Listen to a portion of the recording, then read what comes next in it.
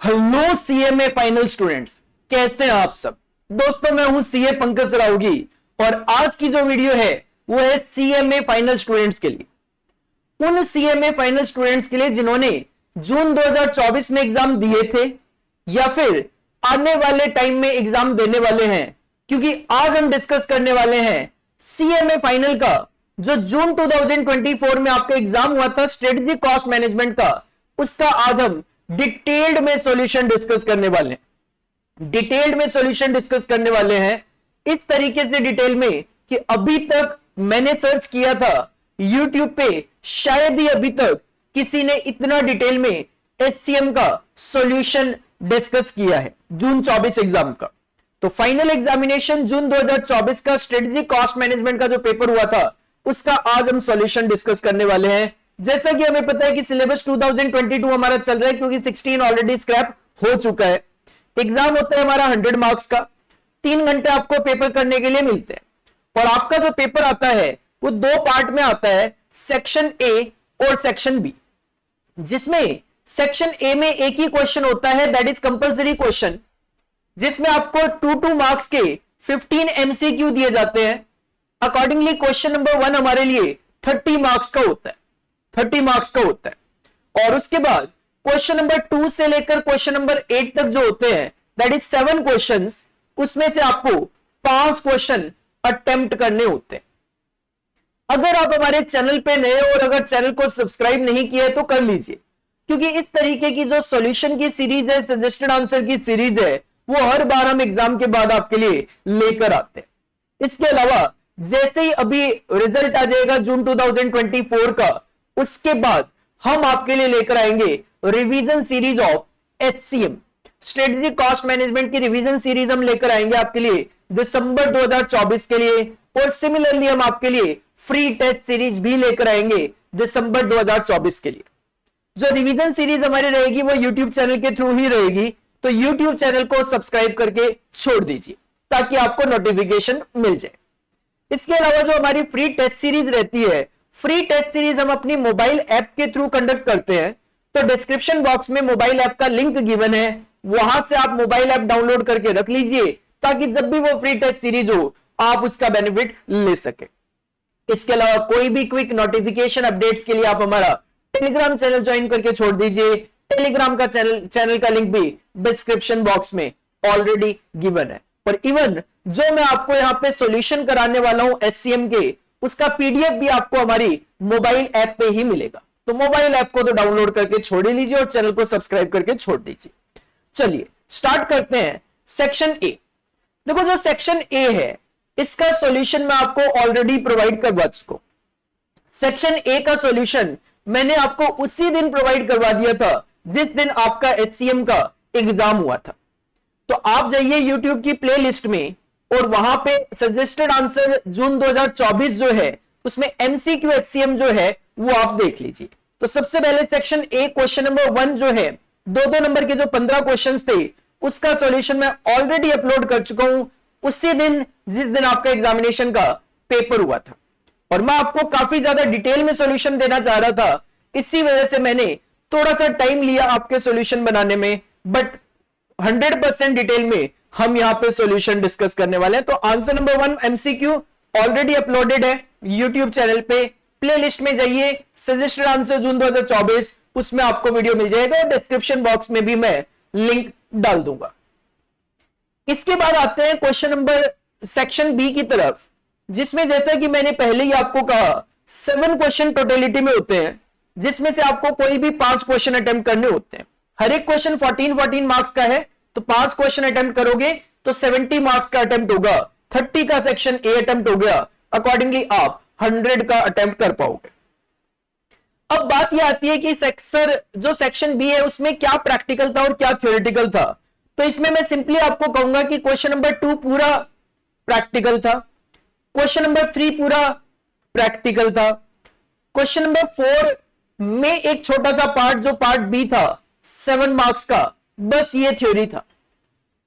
मतलब ये जो क्वेश्चन नंबर 2 से लेकर क्वेश्चन नंबर 8 तक थे, बाकी सारे क्वेश्चन प्रैक्टिकल थे एक्सेप्ट क्वेश्चन नंबर 4 का part B.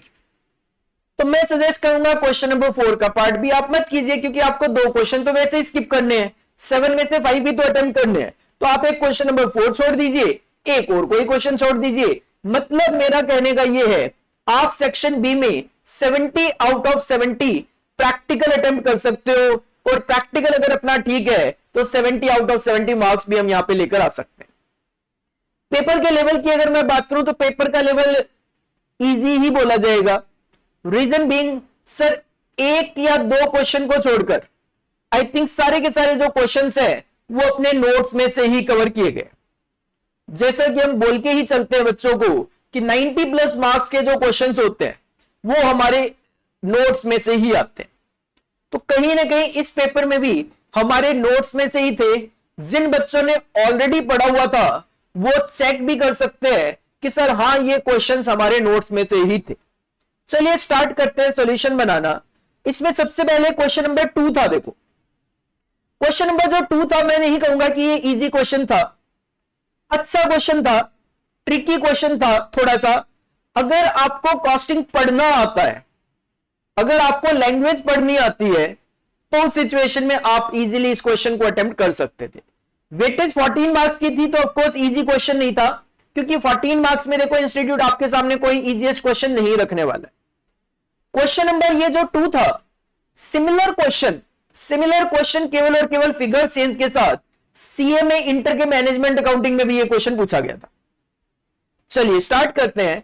जोयान limited is currently manufacturing 5,000 units of the product ZN100, नाम है प्रोडक्ट का, annually making full use of its machine capacity।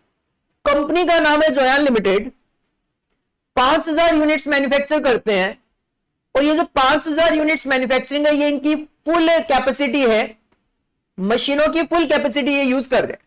Product का नाम है ZN100। The selling price and total cost per unit associated with ZN100 are as follows। ध्यान देना ये total cost की बात चल रही है। सेलिंग प्राइस है 900, कॉस्ट पर यूनिट की अगर मैं बात करूं तो डायरेक्ट मटेरियल है 200, वेरिएबल मशीन ऑपरेटिंग कॉस्ट है 150 रुपए। ध्यान देना मशीन को ऑपरेट करने की कॉस्ट है 150 रुपए और 100 रुपए पर मशीन आवर है। सर अगर 1 घंटे का रेट 100 रुपए है और आपकी यूनिट बनने में 150 रुपए लग गए, मतलब 1 यूनिट को बनाने में 1.5 घंटा लगेगा। अगर 1 यूनिट को बनाने में 1.5 घंटा लगेगा और 5,000 यूनिट्स आप बना पा रहे हो जो आपकी full use of machine capacity है, इसका मतलब 5,000 इंटू 1.5 7,500 आवर्स आपकी फुल कैपेसिटी है। सॉल्यूशन आपके लिए ऑलरेडी मैंने बनाया हुआ था, तो 7,500 सबसे पहले मैंने कैपेसिटी यहां पे निकाली। टोटल आवर्स की जो कैपेसिटी है वो है 1.5 आवर्स पर यूनिट। 5,000 यूनिट्स आप बना रहे हो तो 7,500 आवर्स जो है वो आपकी फुल कैपेसिटी है। साथ में मैंने ये भी कैलकुलेट कर दिया था कि प्रोडक्ट ZN100 जो है उसकी 1 यूनिट को बनाने में 1.5 घंटे लग रहे हैं, क्योंकि 150 रुपए की कॉस्ट पर यूनिट है और 100 रुपए पर आवर है, तो 1.5 घंटा 1 यूनिट को बनाने में लग रहा है। इसके बाद इन्होंने कहा मैन्युफैक्चरिंग ओवरहेड की कॉस्ट 180 रुपए है। आगे जो मैंने लिखा है डिस्कस करेंगे अभी। मार्केटिंग एंड एडमिन की कॉस्ट है 200। ये सारी की सारी कॉस्ट है 730। तो ऑपरेटिंग इनकम पर यूनिट आ गई ZN100 की 170, 170 रुपए पर यूनिट का आपका ऑपरेटिंग इनकम आ रही थी। ये ZN100 का डेटा है। 5,000 यूनिट्स आप बना सकते हो अपनी कैपेसिटी के साथ। लेकिन क्वेश्चन का कहना है Joyan limited can sell additional 3,000 units of ZN100 if it can outsource those additional unit। कहते हैं जबकि कंपनी बना तो 5,000 यूनिट ही सकती है, लेकिन कंपनी के बेचने की बात करें तो कंपनी एडिशनल 3,000 यूनिट्स भी बेच सकती है। मतलब कंपनी ZN100 की टोटलिटी में मैं बात करूं तो 5,000 और 3,000 8,000 यूनिट तक बेच सकती है। अगर कंपनी के पास हो तो 8,000 यूनिट तक बेच सकती है। साथ में कहते हैं एक दूसरी कंपनी है AOB limited, a supplier of quality product, अच्छी कंपनी है, क्वालिटी प्रोडक्ट देती है, has agreed to supply up to 6,000 units of ZN100 per year at a price of 650 per unit delivered at Joyan's factory. एक company है AOB limited वो Joyan limited को कहती है कि हम आपको 6000 यूनिट पूरे साल में सप्लाई कर सकते हैं अगर आपको चाहिए तो। चलो देखते हैं आगे क्वेश्चन में क्या कहानी है। फिलहाल तो यह है कि 5000 यूनिट आप बना सकते हो, 8000 यूनिट बेच सकते हो और 6000 यूनिट आप चाहो तो एओबीसी लिमिटेड से खरीद सकते हो ZN100 की। अभी तक की कहानी तो ये चल रही है। अब कहते हैं Joyan limited can use its facility to produce an alternate product ZN200। Company ZN100 अगर नहीं बनाती है तो कंपनी चाहे तो ZN200 बना सकती है, दूसरा प्रोडक्ट है ये। It can sell up to 12,000 units of ZN200 annually, और ZN200 की कंपनी पूरे साल में 12,000 यूनिट सेल कर सकती है। Estimated selling price and total cost per unit to manufacture and sell 12,000 units of ZN200 are as follow. Selling price रहेगा ZN200 का 600 रुपए का, कॉस्ट पर यूनिट में डायरेक्ट मटेरियल 200 रुपए, वेरिएबल मशीन ऑपरेटिंग कॉस्ट 50 रुपए है, और रेट क्या था 100 रुपए पर मशीन आवर। अगर एक घंटे का रेट 100 रुपए है लेकिन आपकी यूनिट में केवल 50 रुपए लग रहा है, तो सर इसका मतलब आधा घंटा लग रहा है एक यूनिट को बनाने के लिए, आधा घंटा लग रहा है। तो मैंने यहां पे कैलकुलेशन कर दी है वर्किंग में, प्रोडक्ट ZN200 जो है आवर्स पर यूनिट कितना लगेगा, आधा घंटा। 50 रुपए की कॉस्ट है डिवाइड बाय 100 रुपए पर आवर, आधा घंटा लगेगा, आधा घंटा लगेगा। मैन्युफैक्चरिंग ओवरहेड की कॉस्ट 60 रुपए टोटल है, ध्यान देना ये, और मार्केटिंग एंड एडमिन की कॉस्ट है 110 रुपए। अकॉर्डिंगली कॉस्ट का टोटल 420 आया तो ऑपरेटिंग इनकम आ गई 180 रुपए की। तो आपके सामने दो प्रोडक्ट का डेटा है ZN100 और ZN200। आगे क्या कहते हैं, कहते हैं other information pertaining to the operation of Joyan Limited is as follows. Point number 1, Joyan Limited use machine hours as the basis for assigning fixed manufacturing overhead. Joyan Limited machine hours use करती है fixed manufacturing overhead को assign करने के लिए। इसका मतलब ये formula क्या यूज करते होंगे, manufacturing overhead, fixed manufacturing overhead divided by number of machine hours, divided by number of machine hours, and the fixed manufacturing overhead for the current year is 3 lakh, और आपके जो फिक्स्ड मैन्युफैक्चरिंग ओवरहेड के खर्चे हैं वो है 3 लाख। 3 लाख, तो 3 लाख रुपए आपके खर्चे हैं, 3 लाख रुपए आपके खर्चे हैं, और मैंने ऑलरेडी आपको कैलकुलेट करवाया कि 7500 आवर्स है टोटलिटी में आपके पास मशीन आवर्स। तो इसका मतलब 40 रुपए पर मशीन आवर मैन्युफैक्चरिंग ओवरहेड का रेट आया। तो फिक्स्ड मैन्युफैक्चरिंग ओवरहेड पर मशीन आवर रेट निकाल दिया मैंने, 3 लाख रुपए है 7500 घंटों के लिए, तो 40 रुपए पर मशीन आवर। एक घंटे मशीन चलाओगे 40 रुपए का खर्चा। अब आ जाओ ऊपर, अगर आप एक घंटे मशीन चलाते हो तो 40 रुपए का खर्चा बोल रहे हो, तो यहां पे आप 1.5 घंटा मशीन चलाओगे तो 40 इंटू 1.5 60 रुपए। इसका मतलब ये जो मैन्युफैक्चरिंग ओवरहेड की कॉस्ट है 180, मैन्युफैक्चरिंग ओवरहेड की जो कॉस्ट है 180, इसके अंदर 60 रुपए आपका फिक्स है। कैसे, 40 इंटू 1.5 रुपए, और अगर 180 में 60 रुपए फिक्स है तो बच गया वेरिएबल 120 रुपए पर यूनिट, 120 रुपए पर यूनिट। सिमिलरली ZN200 में आधा घंटा लगता है, तो 40 रुपए पर आवर है, तो आधे घंटे के लिए 20 रुपए। तो इस मैन्युफैक्चरिंग ओवरहेड में 20 रुपए फिक्स है, तो बचा हुआ जो 40 रुपए है that will B variable, that will B variable. इसके बाद और आगे पढ़ते हैं, कहते हैं these cost will not be affected by the product mix decision. अब प्रोडक्ट मिक्स चाहे कुछ भी हो, आप कहते हो 100 यूनिट बनाऊंगा ZN200 की, 200 बनाऊंगा ZN200 की, 50 बनाऊंगा इसकी, 100 बनाऊंगा इसकी, कहते हैं कोई फर्क नहीं पड़ता। प्रोडक्ट मिक्स आपका चाहे कुछ भी हो, ये जो कॉस्ट है 3 लाख, ये पूरे साल में 3 लाख ही आनी है, टोटल फिक्स कॉस्ट सेम रहेगी। सिंपल कहूं, इस सिस्टम को बोला जाता है मार्जिनल कॉस्टिंग सिस्टम, क्योंकि अब्जॉर्प्शन कॉस्टिंग में क्या होता है, अब्जॉर्प्शन कॉस्टिंग में आप कम ज्यादा यूनिट करते हो तो अब्जॉर्प्शन भी कम ज्यादा हो जाता है, लेकिन मार्जिनल कॉस्टिंग कहते हैं 3 लाख लिखना है तो 3 लाख ही लिखूंगा। Second point, variable marketing and administration cost per unit for various product are as follows. Variable marketing and admin की कॉस्ट पर यूनिट गिवन है।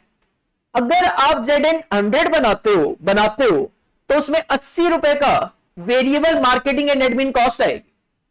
इसका मतलब ये जो 200 रुपए मार्केटिंग एंड एडमिन है उसमें 80 रुपए वेरिएबल है, तो बचा हुआ आपका 120 रुपए फिक्स पार्ट रहेगा, 120 रुपए फिक्स पार्ट रहेगा। सिमिलरली मैन्युफैक्चर्ड ही देखता हूं एक बार, ZN200 अगर आप बनाते हो तो इसमें 60 रुपए वेरिएबल मार्केटिंग एंड एडमिन है, तो वेरिएबल मार्केटिंग एंड एडमिन जो है 110 में 60 रुपए वेरिएबल है, तो बचा हुआ पार्ट आपका 50 रुपए फिक्स रहेगा, 50 रुपए आपका फिक्स रहेगा। और अगर आप ZN100 खरीदते हो AOB लिमिटेड से, जो ऊपर बोला था, तो आपको इसको बेचने में और सब कुछ मैनेज करने में 40 रुपए लगेंगे। तो सिंपल सी बात करूं, 650 रुपए तो लेगा AOB लिमिटेड, फिर उसको बेचने के लिए आपको 40 रुपए और खर्च करने पड़ेंगे। तो सबका अलग अलग वेरिएबल मार्केटिंग एंड एडमिन का खर्चा गिवन है। ठीक है सर। कहते हैं fixed marketing and admin cost for the current year is 6 lakh. Fixed marketing and admin की बात करें तो ये 6 लाख रुपए है, and these cost will be affected by the product mix decision. और आप कितना कौन सा बेचोगे उसके अकॉर्डिंगली ये इफेक्ट होगा, लेकिन इसकी कोई रेलेवेंसी नहीं है क्योंकि क्वेश्चन मैंने पूरा पढ़ा था, तो उसमें एज सच अगर मैं बात करूं तो इसकी कोई रेलेवेंसी है नहीं, क्योंकि डिमांड क्वेश्चन में प्रॉफिट कैलकुलेशन की नहीं है। क्वेश्चन की डिमांड क्या है? क्वेश्चन की पहली डिमांड थी analyse the contribution per unit between manufactured ZN100 and manufactured ZN200। आपको ZN100 और ZN200 को बनाने के पॉइंट ऑफ व्यू से कंट्रीब्यूशन पर यूनिट कैलकुलेट करके देना है। तो सर ठीक है, statement of contribution per unit बना लो, जिसकी बाद में मुझे एज ए रैंकिंग जरूरत पड़ेगी, तो मैंने statement of ranking oblique contribution per unit लिख दिया। पर्टिकुलर्स आपको ZN100 और ZN200 के लिए कैलकुलेशन करनी है। सबसे पहले सेलिंग प्राइस कॉपी कर लिया। क्वेश्चन में सेलिंग प्राइस गिवन है, क्वेश्चन में सेलिंग प्राइस गिवन है ZN100 का 900 और ZN200 का 600। कॉपी कर लिया 900 और 600। इसके बाद पहले ZN100 कंप्लीट कर देता हूं। माइनस करते हो आप वेरिएबल कॉस्ट, मटेरियल आ जाएगा 200 रुपए, वेरिएबल मशीन ऑपरेटिंग कॉस्ट आ जाएगी 150 रुपए की, मैन्युफैक्चरिंग ओवरहेड कॉस्ट की बात करें तो 120 रुपए आ जाएगा, और वेरिएबल मार्केटिंग एंड एडमिन की बात करें तो 80 रुपए आ जाएगा। तो सर 200, 150, 120 और 80। सिमिलरली ZN200 का डेटा कॉपी करेंगे। 200 रुपए मटेरियल, 50 रुपए variable machine operating cost, manufacturing overhead variable आ जाएगा 40 और मार्केटिंग एंड एडमिन वेरिएबल आ जाएगा 60। कॉपी। सेलिंग प्राइस में से वेरिएबल कॉस्ट माइनस करेंगे, कंट्रीब्यूशन पर यूनिट आ जाएगा। क्वेश्चन की जो डिमांड है, क्वेश्चन की डिमांड तो इतनी ही है कि आपको कंट्रीब्यूशन पर यूनिट कैलकुलेट करके देना है, लेकिन मैंने इसको थोड़ा सा और ज्यादा कैलकुलेट किया आगे की रिक्वायरमेंट को सेटिस्फाई करने के पॉइंट ऑफ व्यू से। तो मैंने इसको डिवाइड कर दिया number of machine hours per unit से, मैंने इसको डिवाइड भी कर दिया मशीन आवर्स पर यूनिट से। जैसा कि हमने देखा था कि जो क्या नाम था ZN100 में 1.5 घंटा लगेगा और ZN200 में आधा घंटा। तो simple 350 divided by 1.5 it will B 233.33 and 250 divide by 0.5 it will B 500। तो आगे जब मुझे रैंकिंग की जरूरत पड़ेगी तो मैंने रैंकिंग पहले ही दे दी। रैंकिंग 1 आएगी आपकी ZN200 की और रैंकिंग 2 आएगी ZN100 की। तो पहले पॉइंट की रिक्वायरमेंट के हिसाब से बात करूं तो ये कंट्रीब्यूशन पर यूनिट तक है। क्वेश्चन को अंडरस्टैंड करना ही ज्यादा मैटर करता था, सॉल्यूशन में इतना दम नहीं है। Second point, analyse the contribution per unit between manufactured ZN100 and ZN100। तो ये क्या है? ये है मैन्युफैक्चर करूं ZN100 तो कंट्रीब्यूशन पर यूनिट क्या होगा, और ये है परचेज करूं ZN100 तो कंट्रीब्यूशन पर यूनिट क्या होगा। तो सर मैन्युफैक्चरिंग के केस में तो ऑलरेडी कैलकुलेट कर चुके थे, तो मैंने दोबारा से कैलकुलेशन नहीं दिखाई।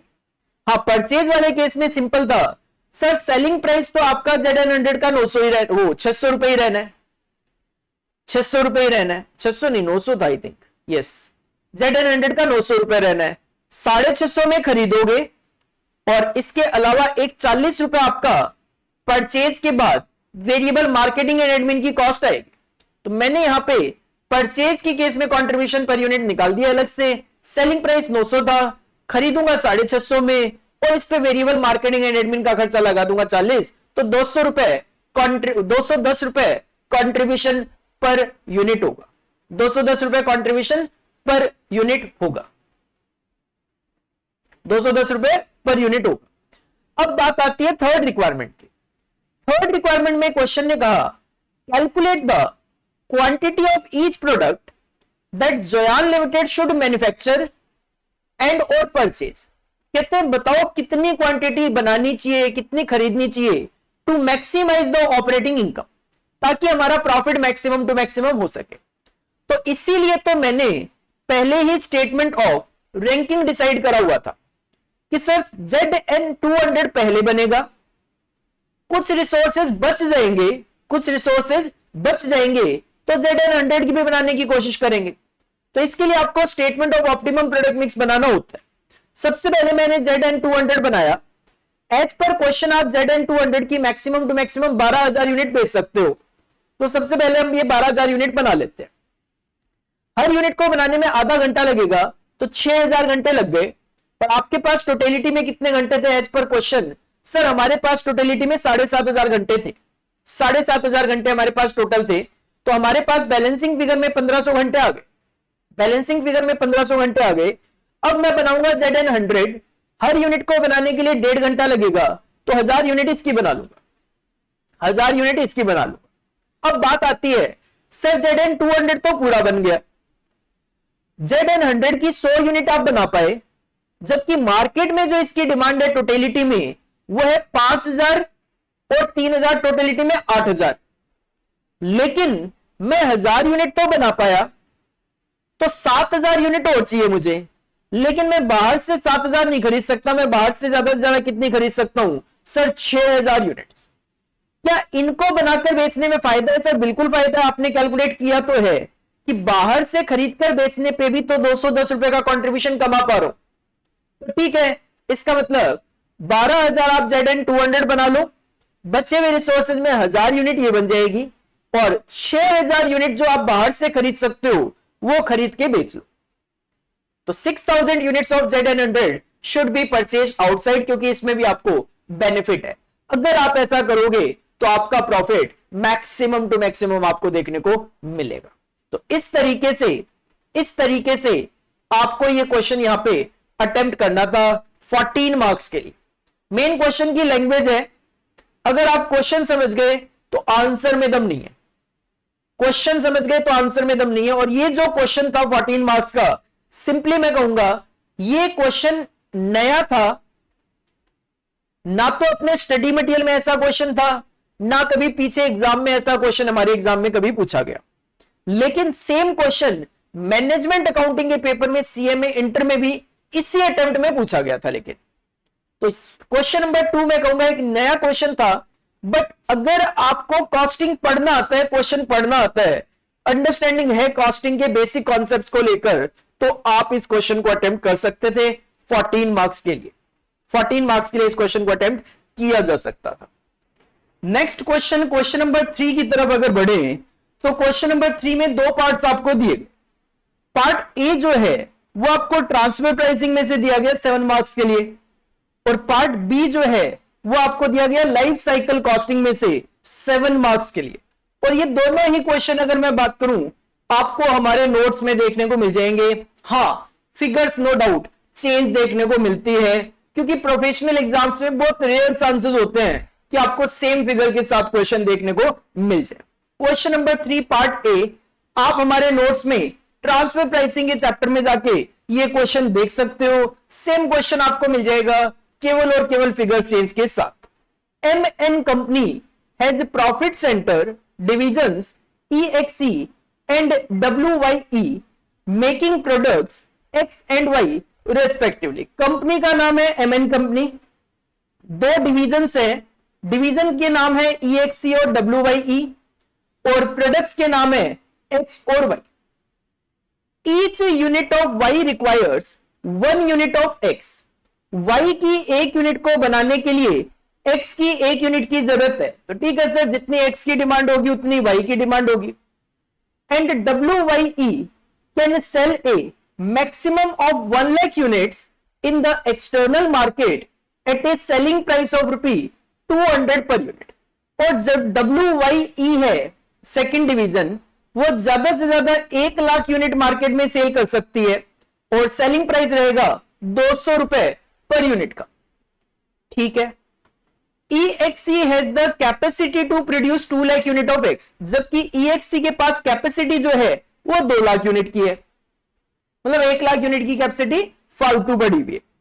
The variable cost per unit is ₹15। Variable cost आती है एक यूनिट को बनाने की 15 रुपए। फिक्स्ड कॉस्ट है ₹15 लाख, 15 लाख रुपए फिक्स्ड कॉस्ट है। EXE can sell the following quantities in the external market. EXE जो है उसकी कैपेसिटी 2 लाख यूनिट की है और वो मार्केट में इतनी इतनी यूनिट सेल कर सकती है। देखो इसमें नो डाउट प्रिंटिंग मिस्टेक है छोटी सी। क्यों प्रिंटिंग मिस्टेक है? आप कहते हो 1 लाख या उससे कम तो 45 रुपए का प्राइस, अगर नंबर ऑफ यूनिट बढ़ेगी तो प्राइस कम होगा, ठीक है। 1.5 लाख होगी तो 35, 1, 75, 30। यहां पे ये प्रिंटिंग मिस्टेक लग रही है सर। यहां पे वापिस से इन्होंने क्या किया, नंबर ऑफ यूनिट कम कर दी और सेलिंग प्राइस 25 रुपए है। ऐसा नहीं होता। ये कहीं ना कहीं मेरे हिसाब से डिमांड यूनिट 1,60,000 यूनिट की जगह 2 लाख होनी चाहिए थी। बट मैं आपको कैलकुलेशन उसी के अकॉर्डिंगली करा रहा हूं जो क्वेश्चन में डेटा गिवन है, मतलब 1,60,000 और 25 रुपए यही कंसीडर करते हुए करवा रहा हूं। लेकिन मेरा अपना ओपिनियन ये है कि ये जो है ये 1,60,000 की बजाय 2 लाख यूनिट्स होना चाहिए था। WYE can purchase it's requirement from the external market at ₹35 per unit. और जो WYE है वो चाहे तो अपनी रिक्वायरमेंट जो है मार्केट से खरीद सकते हैं 35 रुपए पर यूनिट पे। ठीक है सर, मतलब EXC फ्री है कि मार्केट में बेच सकते हैं, WYE भी मार्केट से खरीद सकते हैं। लेकिन हमें क्या करना है, पहली रिक्वायरमेंट है assess what will be the best strategy for EXC if no demand from WYE। सबसे पहले तो कहते हैं WYE को तो भूल जाओ और हमें केवल और केवल EXC की स्ट्रेटजी बतानी है। तो चलो ठीक है, WYE को भूल गए, EXC की स्ट्रेटजी बतानी है। तो सिंपल सी बात है, हमारे पास EXC कितनी कितनी यूनिट सेल कर सकते हैं, किस प्राइस पे सेल कर सकते हैं और क्या उनके खर्चे गिवन है, तो हम एक स्टेटमेंट ऑफ प्रॉफिट बना के उनकी स्ट्रेटजी बता सकते हैं। सॉल्यूशन आपके लिए ऑलरेडी मैंने तैयार करा हुआ है, हेडिंग पुट करिए answer number 3A point number 1। Statement of profit के बेसिस पे हम डिसीजन दे सकते हैं। एक तो पर्टिकुलर का कॉलम लेना है, इसके अलावा 1, 2, 3, 4, 5 कॉलम और लेने हैं, क्योंकि डिमांड यूनिट आपके पास 5 क्वांटिटीज गिवन है, 1,60,000, 1,75,000, 1,50,000, 1,25,000 और 1 लाख यूनिट्स।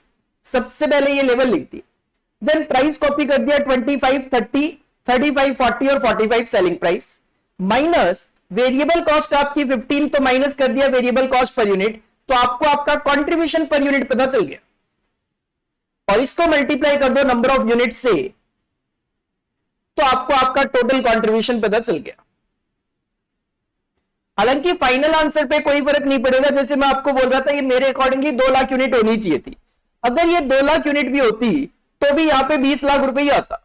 अकॉर्डिंगली जो डिसीजन है वो तो ये 1,25,000 यूनिट वाला लेवल ही होगा, जिसपे आपको टोटल कंट्रीब्यूशन 31,25,000 का आ रहा है। फिक्स्ड कॉस्ट माइनस करने का कोई लॉजिक है नहीं, क्योंकि फिक्स्ड कॉस्ट तो सेम ही रहनी है 15 लाख रुपए। फिक्स्ड कॉस्ट को माइनस करने का कोई लॉजिक है नहीं, क्योंकि फिक्स्ड कॉस्ट तो सेम ही रहनी है 15 लाख रुपए। तो आप कंट्रीब्यूशन के बेसिस पे डिसीजन दे सकते हैं। आप माइनस फिक्स्ड कॉस्ट करके प्रॉफिट के बेसिस पे भी देते हो तो भी ठीक है, तो भी कोई गलत नहीं है। तो पहली डिमांड तो बड़ी सिंपल सी थी। सेकेंड पॉइंट भी इजी है, कहते हैं calculate the minimum transfer price that EXE will agree if EXE has to supply 1 lakh units to WYE। कहते हैं अगर WYE EXE डिपार्टमेंट से 1 लाख यूनिट की डिमांड करे तो उसका मिनिमम ट्रांसफर प्राइस क्या हो वो बताओ। तो देखो सिंपल सी बात यह है, 15 रुपए जो वेरिएबल कॉस्ट पर यूनिट आएगी वो तो वो चार्ज करेंगे ही करेंगे, 15 रुपए पर यूनिट तो वो अकॉर्डिंगली चार्ज करेंगे ही करेंगे। तो वेरिएबल कॉस्ट पर यूनिट 15 रुपए तो देखो वो चार्ज करेंगे ही करेंगे। लेकिन if division EXE has to supply 1 lakh unit WYE को ट्रांसफर करेंगे तो इनकी टोटल कैपेसिटी तो केवल 2 लाख की है, मतलब मार्केट में फिर वो केवल और केवल 1 लाख यूनिट ही सेल कर पाएंगे। Then it will be able to sell only balance 1 lakh units in external market. और जब 1 लाख यूनिट आप सेल करोगे मार्केट में तो आप कमाते हो 30 रुपए पर यूनिट का कंट्रीब्यूशन, मतलब 30 लाख रुपए का कंट्रीब्यूशन जनरेट कर पाओगे, 30 लाख का कंट्रीब्यूशन जनरेट कर पाओगे। जबकि जब तक ये कंडीशन नहीं थी कि हमें WYE को 1 लाख यूनिट देनी है, तब तक मैं 31,25,000 का कंट्रीब्यूशन कमा सकता था। मतलब मुझे 1,25,000 रुपए का बेनिफिट लॉस्ट होगा, 1,25,000 का लॉस होगा इनको ट्रांसफर करने की वजह से, वो मैं उनसे चार्ज करूंगा। तो जो बेनिफिट लॉस्ट होगा 1,25,000 का, वो मैं रिकवर करूंगा WYE डिवीजन से। कितने यूनिट से? 1 लाख से। तो पर यूनिट 1.25 रुपए में चार्ज करूंगा। 15 रुपए वेरिएबल कॉस्ट है, 1.25 रुपए बेनिफिट लॉस्ट हो जाएगा। तो मिनिमम जो प्राइस चार्ज किया जाएगा that will B 16.25 per unit. 16.25 per unit जो है that will be the minimum transfer price. Minimum transfer price will be 16.25 per unit. इसके बाद अगर और आगे चले हम तो क्वेश्चन में एक और डिमांड है, थर्ड पॉइंट कहते हैं WYE agrees to accept the partial supplies. Partial supplies का मतलब है कि भाई ठीक है, आप 1,25,000 यूनिट मार्केट में बेचना तो बेच सकते हो, और 75,000 यूनिट की जो कैपेसिटी बची हुई है केवल और केवल वही आप ट्रांसफर कर दो WYE को। तो if WYE agrees to accept the partial supplies, assess and recommend what will be the EXE best strategy under no compulsion to transfer the maximum unit। तो ठीक है सर, उस सिचुएशन में 2 लाख यूनिट आपकी कैपेसिटी है, तो 1,25,000 यूनिट तो आप मार्केट में बेचना चाहोगे और 75,000 यूनिट जो है वो WYE को ट्रांसफर करोगे। Calculate the quantity that EXE will agree to transfer. Sir 75,000 unit and the corresponding price, assuming both the division agree to share the benefit of transfer equally। Sir 75,000 unit transfer करेंगे और price बताना है। Condition यह है कि जो भी transfer की वजह से बेनिफिट होगा उसको दोनों में इक्वली ट्रांसफर करना है, इक्वली शिफ्ट कर देना है। तो सर सिंपल सी बात यह है, देखो 75,000 यूनिट आप ट्रांसफर करोगे, जैसा कि मैंने कहा 1,25,000 तो मार्केट में बेच लेंगे, 75,000 यूनिट की जो कैपेसिटी आइडल है वो हम WYE को ट्रांसफर कर लेंगे। इस सिचुएशन में देखो जो EXE डिवीजन है उसको कोई बेनिफिट लॉस तो हो नहीं रहा, तो वो तो चाहेगा कि मैं कम से कम जो है कम से कम 15 रुपए ले सकता हूं, कम से कम 15 रुपए ले सकता हूं। और जो दूसरी डिवीजन है WYE वो ज्यादा से ज्यादा 35 रुपए दे सकती है, क्योंकि मार्केट से उसको 35 में मिल जाएगा। मतलब ये ट्रांसफर करने की वजह से कंपनी को 20 रुपए का फायदा हो रहा है, क्योंकि कम से कम 15 रुपए खर्चा है, बाहर से खरीदता तो 35 रुपए लग जाते, तो कंपनी को 20 रुपए का फायदा हो रहा है। और क्वेश्चन कहते हैं जो 20 रुपए का ये फायदा इसको इक्वली बांट लो, इक्वली मतलब 10-10 रुपए। तो मिनिमम प्राइस EXE का 15 है और WYE का मैक्सिमम प्राइस 35 है, क्योंकि मार्केट प्राइस यही है, तो 20 रुपए का बेनिफिट है। तो ट्रांसफर प्राइस क्या होगा? मिनिमम वेरिएबल कॉस्ट प्लस 20 का आधा आधा बांटेंगे तो आधा 10 रुपए, 25 रुपए पर यूनिट जो है वो EXE WYE से चार्ज करेंगे। इस तरीके से आपको ये क्वेश्चन सॉल्व करके देना था।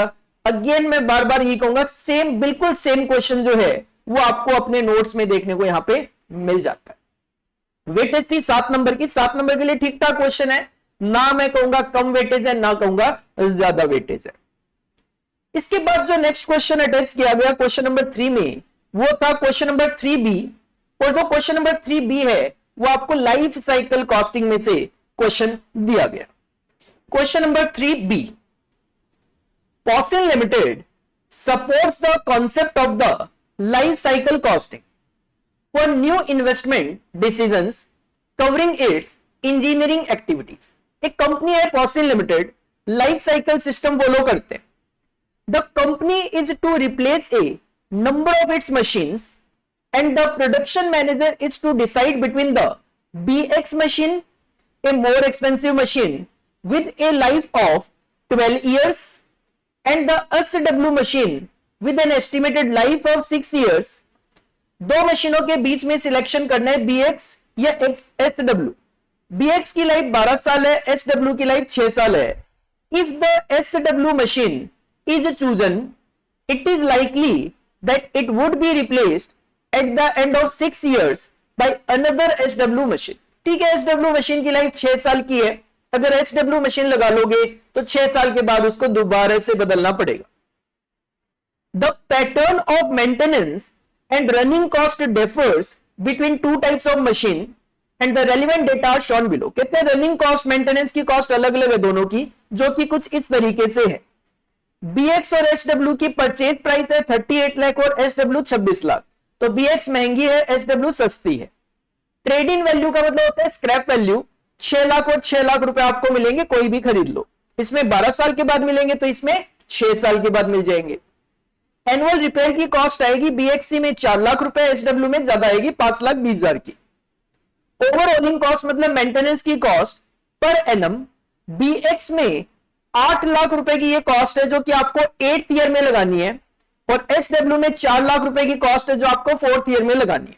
ठीक है, estimated financing cost average over machine life per annum 10% का रेट ऑफ डिस्काउंटिंग है, जिसके आपको फैक्टर यूज करने हैं, जिसपे आपको 3, 4, 5, 6, 7, 8, 10 और 12 के प्रेजेंट वैल्यू इंटरेस्ट फैक्टर दे दिए, और साथ में आपको प्रेजेंट वैल्यू इंटरेस्ट फैक्टर, यहां पे ये एन्युटी है लिखना रह गया, ए रह गया, 10% 6 साल के 4.36, और ये present value interest factor annuity 10% पे 12 साल के 6.81। क्वेश्चन की डिमांड है analyse and recommend which machine should be purchase. कौन सी मशीन खरीदनी है सर? तो सिंपल सी बात है, अपने को यहां पे इक्वल एनुअल कॉस्ट का सहारा लेना पड़ता है। ऑलरेडी आंसर मैंने आपके लिए तैयार करा हुआ है, हेडिंग पुट करिए आंसर नंबर 3B, और हम इसके लिए एक स्टेटमेंट ऑफ EAC मतलब इक्वल एनुअल कॉस्ट बना सकते हैं। 3 कॉलम में पर्टिकुलर्स, मशीन BX जिसकी लाइफ 12 साल है, SW जिसकी लाइफ 6 साल की है। सबसे पहले तो आप परचेज कॉस्ट ले लो 38 लाख और 26 लाख। इसके बाद ट्रेड इन वैल्यू लास्ट में आएगी 6 लाख और 6 लाख, जो कि माइनस हो जाएगी, बाद में कर लेते हैं। रिपेयर की कॉस्ट है 4 लाख और 5,20,000। BX की लाइफ है 12 साल, तो 4 लाख मल्टीप्लाई बाय 6.81 हो जाएगा, और उसकी लाइफ है 6 साल, तो 5,20,000 इंटू 4.36 हो जाएगा। इसके बाद next one is overhauling cost, 8 lakh 8वें साल में, तो 8 लाख इंटू 0.47 हो जाएगा। इधर 4 लाख 4थे साल में, तो 4 लाख इंटू 0.68 हो जाएगा। लास्ट में ट्रेड इन वैल्यू माइनस कर दो scrap value. Sir 6 lakh multiply by, यहां पे 12 साल के बाद बेचोगे तो 6 लाख मल्टीप्लाई बाय 0.32, यहां पे 6 साल के बाद बेचोगे तो 6 लाख इंटू 0.56 माइनस हो जाएगा, क्योंकि दिस इज द रेवेन्यू। बस प्लस माइनस करोगे आपको total present value of cost पता चलेगी। अब ये तो 12 साल की कॉस्ट है, ये 6 साल के हिसाब से है, तो हम इसको इक्वल एनुअल कॉस्ट में कन्वर्ट कर लेते हैं। उसके लिए आपको क्या करना है, इसको 12 साल के फैक्टर से डिवाइड करना है, तो इसको 6 साल के फैक्टर से डिवाइड करना है। 12 साल के फैक्टर है 6.81 और 6 साल के फैक्टर है 4.36, तो 67,08,000 डिवाइडेड बाई 6.81, और इधर 48,03,200 डिवाइड बाई 6 साल के फैक्टर 4.36, तो आपका यहां पे EAC आ गया, इक्वल एनुअल कॉस्ट। और सर इक्वल एनुअल कॉस्ट यहां पे कम है, तो हमें मशीन BX जो है that should be selected due to lower equal annual cost. बिल्कुल सेम क्वेश्चन आपको हमारे नोट्स में देखने को मिल जाएगा लाइफ साइकिल कॉस्टिंग के चैप्टर में।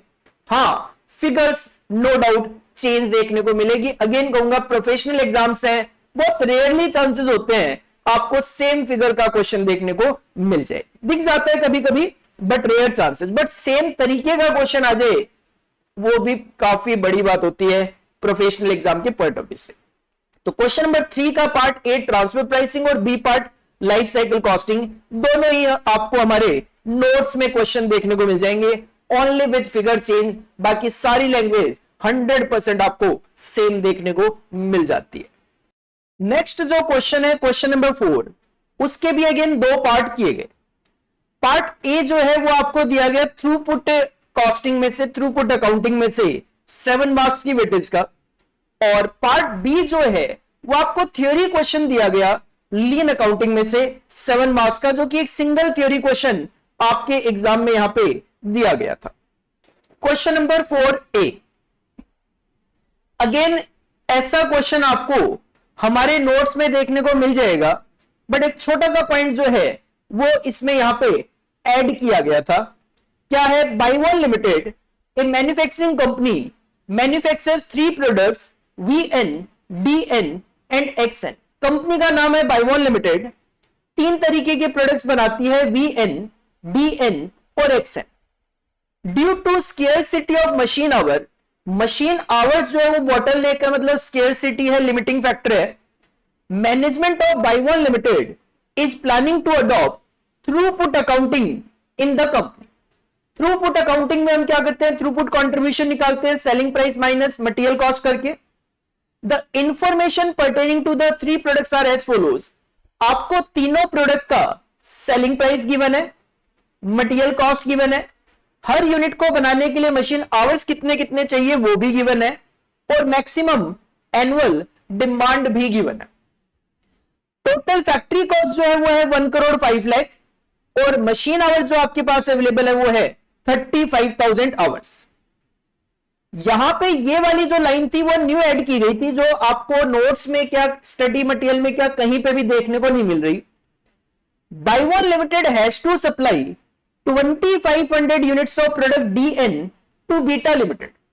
कहते हैं DN प्रोडक्ट की 2500 यूनिट बाइवॉन लिमिटेड को बीटा लिमिटेड को देनी पड़ेगी। क्यों देनी पड़ेगी? As per a court judgement which can not be denied. मतलब सिंपल सी बात यह है, 2500 यूनिट DN प्रोडक्ट की बीटा लिमिटेड को देनी ही देनी पड़ेगी, क्योंकि यह कोर्ट का ऑर्डर है। इसका मतलब यह है कि आपके पास ये जो 35,000 घंटे हैं, आप इन 35,000 घंटों को अपनी मर्जी से नहीं बांट सकते, क्योंकि जो DN है इसको बनाने में 6 घंटे लगते हैं एक यूनिट को, और 2500 यूनिट तो ये बना के देनी ही देनी पड़ेगी बीटा लिमिटेड को। मतलब 2500 इंटू 6, 15,000 घंटे तो ऐसे चले गए। तो आपके पास केवल और केवल 20,000 घंटे जो है वही बैलेंस बचेंगे, जिनको आप अपनी मर्जी से बांट सकते हो।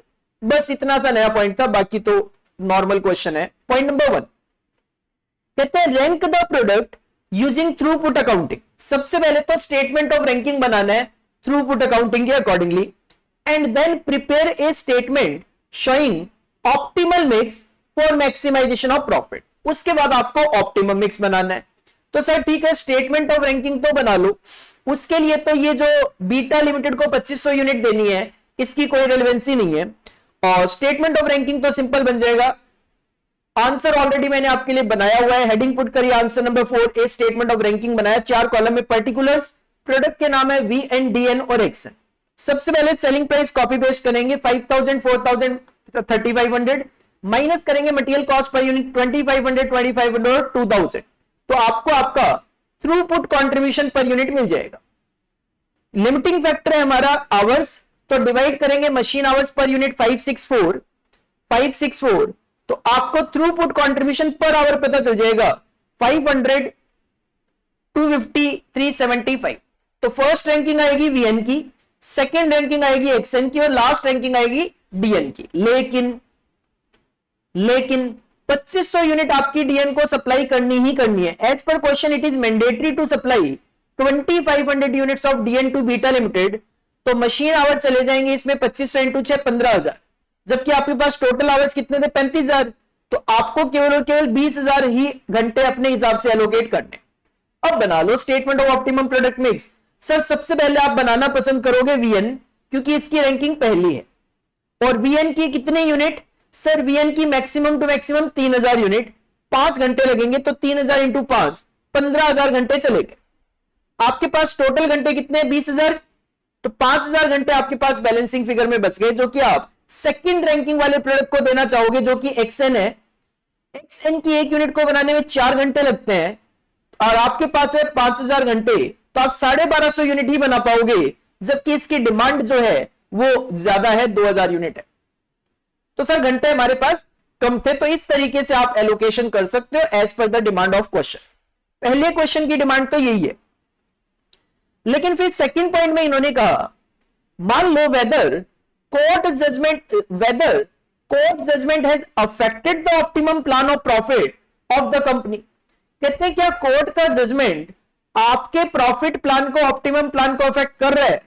अगर आपका आंसर यस है तो बताओ विच अमाउंट, मतलब प्रॉफिट का अमाउंट कितने से वेरी कर रहा है। तो सर इसके लिए आपको फिर से statement of optimum product mix देखना पड़ेगा एक।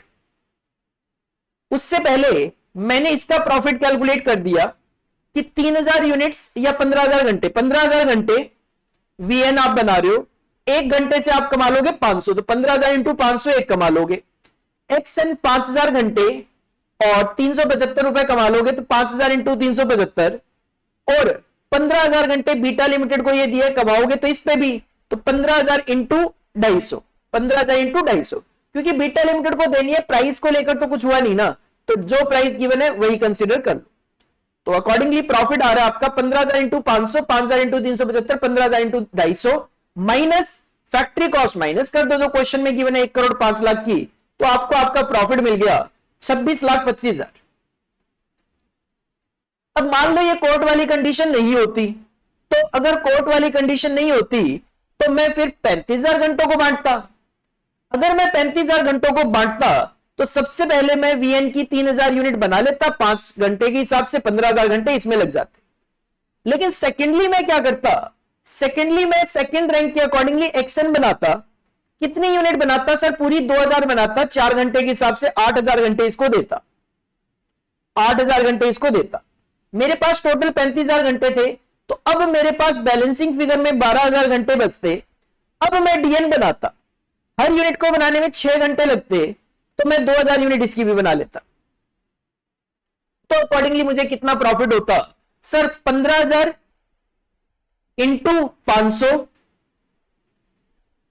सेकेंड वाला सर 8,000 इंटू 375 और लास्ट वाला प्रोडक्ट 2000 इंटू 250, 2000 नहीं 12,000 घंटे थे ना, 12,000 इंटू 250 फैक्ट्री कॉस्ट माइनस कर दो तो 30 लाख रुपए आप कमा पाते। अगर कोर्ट की कंडीशन नहीं होती तो 30 लाख कमा पाता। कोर्ट के जजमेंट की वजह से केवल और केवल 26,25,000 कमा पा रहा हूं, तो हमें इसकी वजह से 3,75,000 रुपए का नुकसान हो रहा है। तो सेकंड पॉइंट में क्वेश्चन यही जानना चाह रहा है, क्या कोर्ट जजमेंट की वजह से आपके प्रॉफिट पे कोई फर्क आया? सर आया, बिल्कुल आया। कितने अमाउंट से? 3,75,000 से। तो this is the answer of question number 4A, जो कि थ्रूपुट अकाउंटिंग में से पूछा गया। क्वेश्चन देखो इजी है, अगेन मैं यही कहूंगा, अगर आपको पढ़ना आता है, अगर आपको कॉस्टिंग पढ़ना आता है, लैंग्वेज पढ़नी आती है, तो आपको कॉन्सेप्ट क्लियर होने चाहिए, देन आप किसी भी क्वेश्चन का आंसर दे सकते हो। सर इसमें कोर्ट जजमेंट की बात कर दी, अब ये कोर्ट जजमेंट का क्वेश्चन है, ऐसा कोई क्वेश्चन ना तो हमारे कभी पास्ट एग्जामिनेशन में आया कोर्ट जजमेंट वाला, बाकी तो नॉर्मल क्वेश्चन है, ना ही हमारे स्टडी मटेरियल में है कभी। तो इस सिचुएशन में एक छोटी सी लाइन हमें कंफ्यूज ना करे, इसके लिए आपको कॉस्ट मैनेजमेंट पढ़ना आना चाहिए, स्ट्रेटजी कॉस्ट मैनेजमेंट पढ़ना आना चाहिए, लैंग्वेज पढ़नी आनी चाहिए, कॉन्सेप्ट क्लियर है, देन लैंग्वेज की ही तो सारी कहानी रह जाती है। और सर जो क्वेश्चन नंबर 4B है, थ्योरी क्वेश्चन था, what is lean accounting, append the principle and practices of lean accounting. अगर आपने हमारी क्लासेस ली हुई होती है तो एससीएम के अंदर हमने सारी की सारी थ्योरी ऑलरेडी कवर करी हुई होती है। आप लीन अकाउंटिंग के चैप्टर में जाओ, वहां पे आपको लीन अकाउंटिंग का मीनिंग, उसकी प्रिंसिपल एंड प्रैक्टिसेस भी देखने को मिल जाएगी।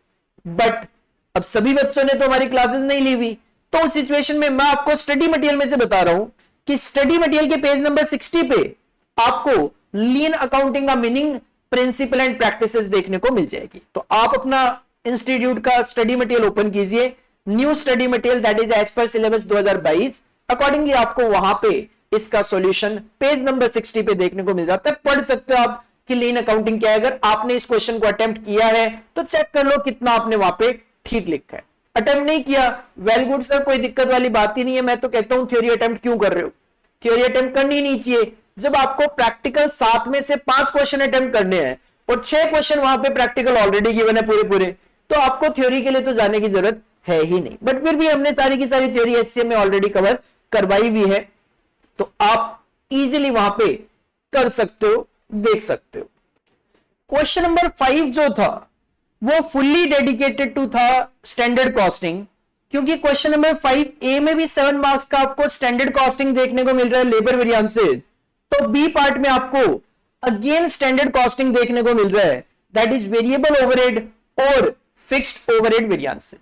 तो question number 5 fully dedicated to standard costing, 14 marks का question. Question number 5A, 18 workers, 18 workers है, ध्यान से देखना क्वेश्चन को।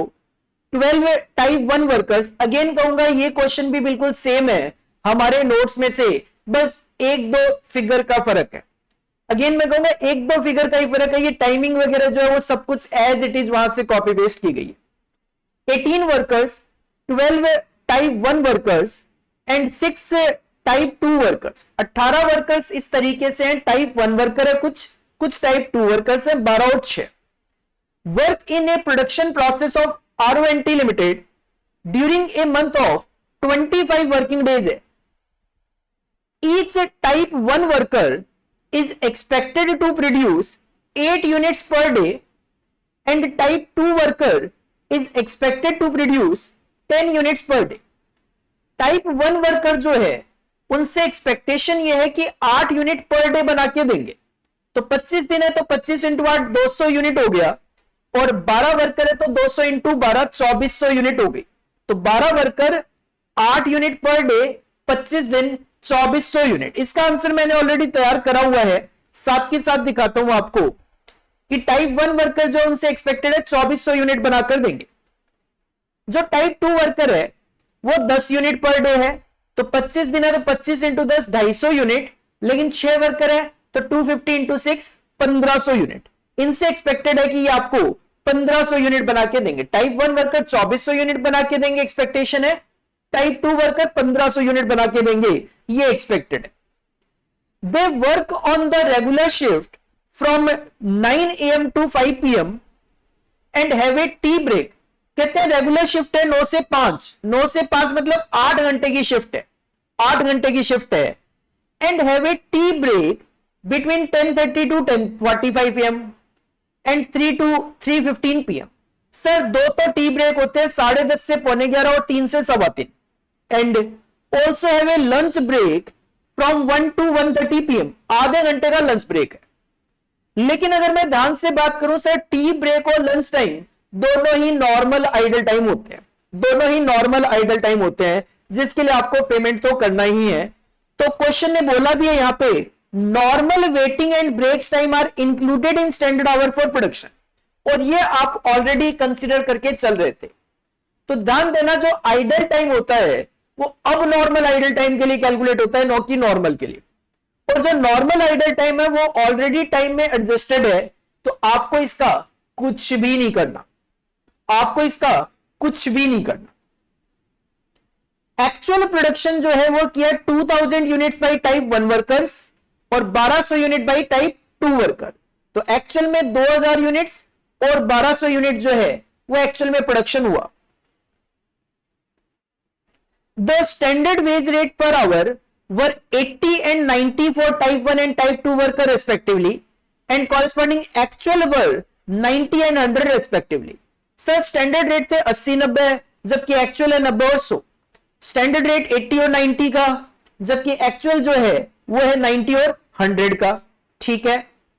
During the month 16 hours were lost actually, actual में 16 घंटे लॉस्ट हो गए, क्यों?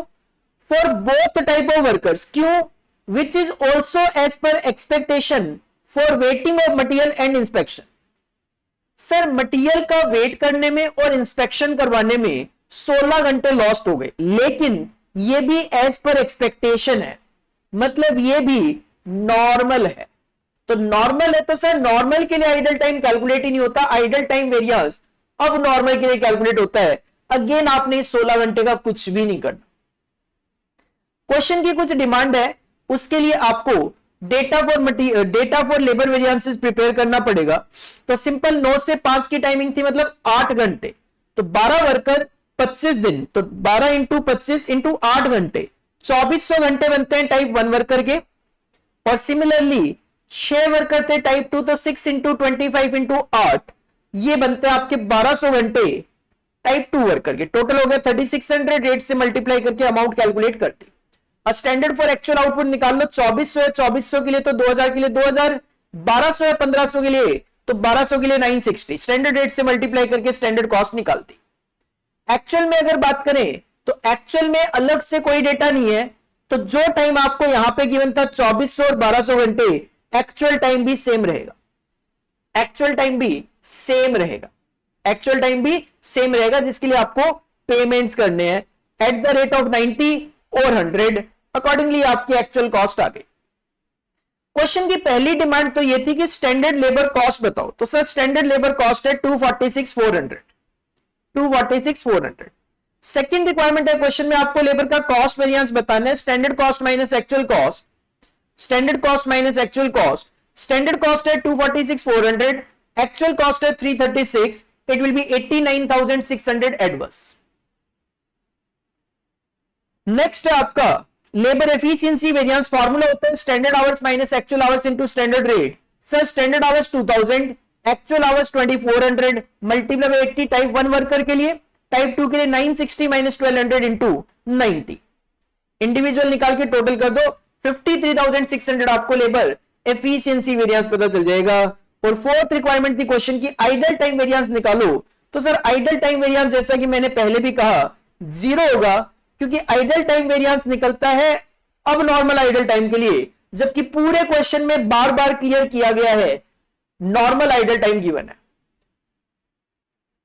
टी और लेंस तो नॉर्मल होते ही है, ये जो वेटिंग फॉर मटेरियल इंस्पेक्शन है ये भी एज पर एक्सपेक्टेशन है, मतलब नॉर्मल है, तो नॉर्मल के लिए आइडल टाइम होता ही नहीं, तो idle time variance will be nil. आपको इस तरीके से ये क्वेश्चन अटेम्प्ट एग्जाम में करके आना था 7 मार्क्स की वेटेज के लिए। सेम क्वेश्चन अपने नोट्स में मिल जाएगा आपको, केवल और केवल फिगर्स चेंज है, वो भी बहुत कम फिगर्स चेंज है, काफी सारी फिगर्स तो बिल्कुल सेम आपको यहां पे देखने को मिल रही है। और ये जो नेक्स्ट क्वेश्चन आप देख रहे हो क्वेश्चन नंबर 5B, ये क्वेश्चन बिल्कुल सेम है, इवन इसमें फिगर्स में भी कोई चेंज नहीं किया गया। आपको हमारे नोट्स में ये क्वेश्चन बिल्कुल सेम देखने को मिल जाएगा, इसमें फिगर्स में भी कोई चेंज नहीं है। इवन ये जो क्वेश्चन है, ये जो क्वेश्चन है, ये काफी सालों पहले सीए इंटर में पूछा गया था, काफी सालों पहले ये क्वेश्चन सीए इंटर के अंदर पूछा गया था, और इस बारी ये 2 जगह पूछा गया। सीए में इंटर के मैनेजमेंट अकाउंटिंग में भी सेम क्वेश्चन पूछा गया, सेम फिगर, सब कुछ सेम, केवल नाम कंपनी का चेंज हो सकता है, और आपके एचसीए में भी ये क्वेश्चन पूछा गया, बिल्कुल same question without any figure change. Josiel limited, a manufacturing company using the budgetary control and standard costing system, has furnished the following information. A standard overhead absorption rate per unit जो है वो है 20 rupees. एक unit का rate बताया आपको overhead का 20 रुपए का, और रेट पर आवर है 4 रुपए। अगर मैं आपको कहता हूं 1 घंटे के लिए आपको 4 रुपए मिलेंगे, बट मैं कह रहा हूं 20 रुपए मैंने आपको दिए, मतलब आपने 5 घंटे काम किया, तो इसका मतलब 1 यूनिट के लिए 20 रुपए की कॉस्ट है, 1 घंटे की 4 रुपए, तो इसका मतलब 1 यूनिट को बनाने में 5 घंटे लग रहे हैं।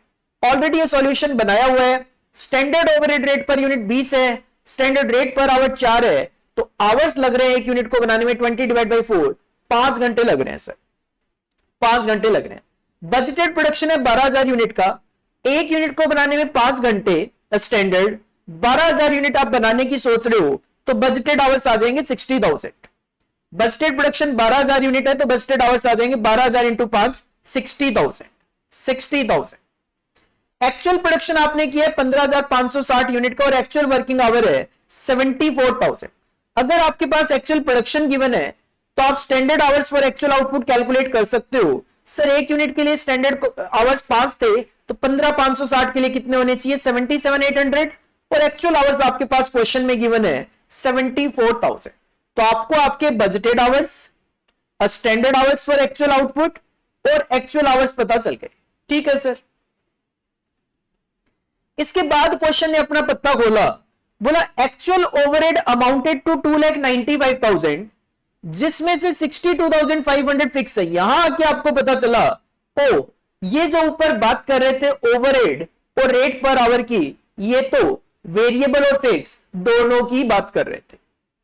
तो एक्चुअल ओवरहेड 295 में 62,500 फिक्स है, तो जो बच गया 2,32,500 that will B variable, that will B variable. तो एक्चुअल फिक्स्ड ओवरहेड 62,500 है, तो एक्चुअल वेरिएबल ओवरहेड बच गए 232 500। इसके बाद क्वेश्चन ने आपको एक बजट बना के दिया, बोला overhead are based on the following flexible budget. अगर आप 8000 यूनिट प्रोड्यूस करोगे तो ओवरहेड का खर्चा 180 होगा, 10000 यूनिट बनाओगे तो 210 और 14000 बनाओगे तो 270। तो इसके बेसिस पे आप इजीली अपनी variable cost per unit calculate कर सकते थे, change in cost divide by change in output. वैसे तो आप दोनों में तीनों में से कोई भी दो लेवल ले सकते हो, बट नॉर्मली हम मैक्सिमम और मिनिमम लेते हैं। तो 270 माइनस 180 90,000 और 14,000 माइनस 8,000 6,000। तो सर ये आया 15 रुपए पर यूनिट, ये आया 15 रुपए पर यूनिट। अगर 15 रुपए पर यूनिट आपकी वेरिएबल कॉस्ट है और मैं लेवल पिक कर लेता हूं 8000 का, तो सर 15 इंटू 8 1,20,000 तो वेरिएबल है, तो बचा हुआ जो 60,000 है that will be your fixed cost, that will be your fixed cost. आपके पास डेटा सारा का सारा ऑलरेडी आ चुका है। तो अब आपको क्वेश्चन ने कहा वेरिएबल ओवरहेड वेरिएंसेस और फिक्स्ड ओवरहेड वेरिएंसेस कैलकुलेट करके दो। तो मैंने यहां पे छोटी सी कैलकुलेशंस और करी। स्टैंडर्ड वेरिएबल ओवरहेड रेट जो था, एक यूनिट का 15 रुपए था और घंटे लग रहे थे 5। तो सर अगर 15 रुपए का खर्चा है 5 घंटों के लिए, तो 1 घंटे का रेट 3 रुपए पर आवर है। अगर वेरिएबल ओवरहेड का रेट पर आवर 3 रुपए है और क्वेश्चन कहता है हमारा जो ओवरहेड का रेट पर आवर है वो है 4 रुपए, तो मतलब 1 रुपया जो बच गया that will be your fixed overhead rate per hour. अब क्वेश्चन की डिमांड थी वेरिएबल ओवरहेड का एफिशिएंसी वेरिएंस बताओ। Variable overhead efficiency variance formula होता है standard hours minus actual hours into में standard rate. Sir standard hours थे आपके 77,800 माइनस एक्चुअल आवर्स थे 74,000 इनटू, अभी आप वेरिएबल ओवरहेड की बात करो तो वेरिएबल ओवरहेड का रेट पर आवर है 3 रुपए का, यह आ जाएगा 11,400 फेवरेबल। सेकेंड रिक्वायरमेंट है वेरिएबल ओवरहेड का एक्सपेंडिचर वेरिएंस, फॉर्मूला होता है स्टैंडर्ड रेट सर 3 रुपए माइनस एक्चुअल रेट, कैलकुलेट कर लो आपका एक्चुअल ओवरहेड का खर्चा था 2,32,500 कितने घंटों के लिए 74,000 आवर्स के लिए, तो सर रेट अपने आप ही आ जाएगा फ्रैक्शन में, मल्टीप्लाई बाय एक्चुअल आवर्स 74,000 है ही, सॉल्व किया 10,500 एडवर्स आ गया। सेम दो वेरिएंस आपको फिक्स्ड ओवरहेड के लिए निकालने हैं, फिक्स्ड ओवरहेड का एफिशिएंसी वेरिएंस। सर फॉर्मूला तो सेम ही होता है standard hours minus actual hours into rate, ये तो सेम ही रहेगा 77,800 माइनस 74,000, रेट जो है वो 1 रुपए का आ जाएगा बस, तो इट विल बी 3800 फेवरेबल। और एक आपको फिक्स्ड ओवरहेड का कैपेसिटी वेरिएंस कैलकुलेट करके देना था, यहां पे फॉर्मूला होता है actual hours minus budgeted hours. Actual hours 74,000, actual hours 74,000, budgeted hours 60,000, multiply तो सर 1 रुपए का जो रेट है वही करना है, दैट विल बी 14,000 फेवरेबल। बिल्कुल सेम क्वेश्चन है ये, विदाउट एनी अमाउंट चेंज, कोई अमाउंट चेंज नहीं है। काफी सालों पहले ये सीए इंटर में क्वेश्चन आया था, आपको हमारे नोट्स में भी देखने को मिल जाएगा। और इस बार 2 एग्जाम में ये क्वेश्चन आया, मैनेजमेंट अकाउंटिंग में भी सेम क्वेश्चन, सब कुछ सेम फिगर, सेम एक सिंगल फिगर का फर्क नहीं, और एचसीएम में भी 7 नंबर का ये क्वेश्चन आपको यहां पे दे दिया गया। नेक्स्ट जो क्वेश्चन है question number 6।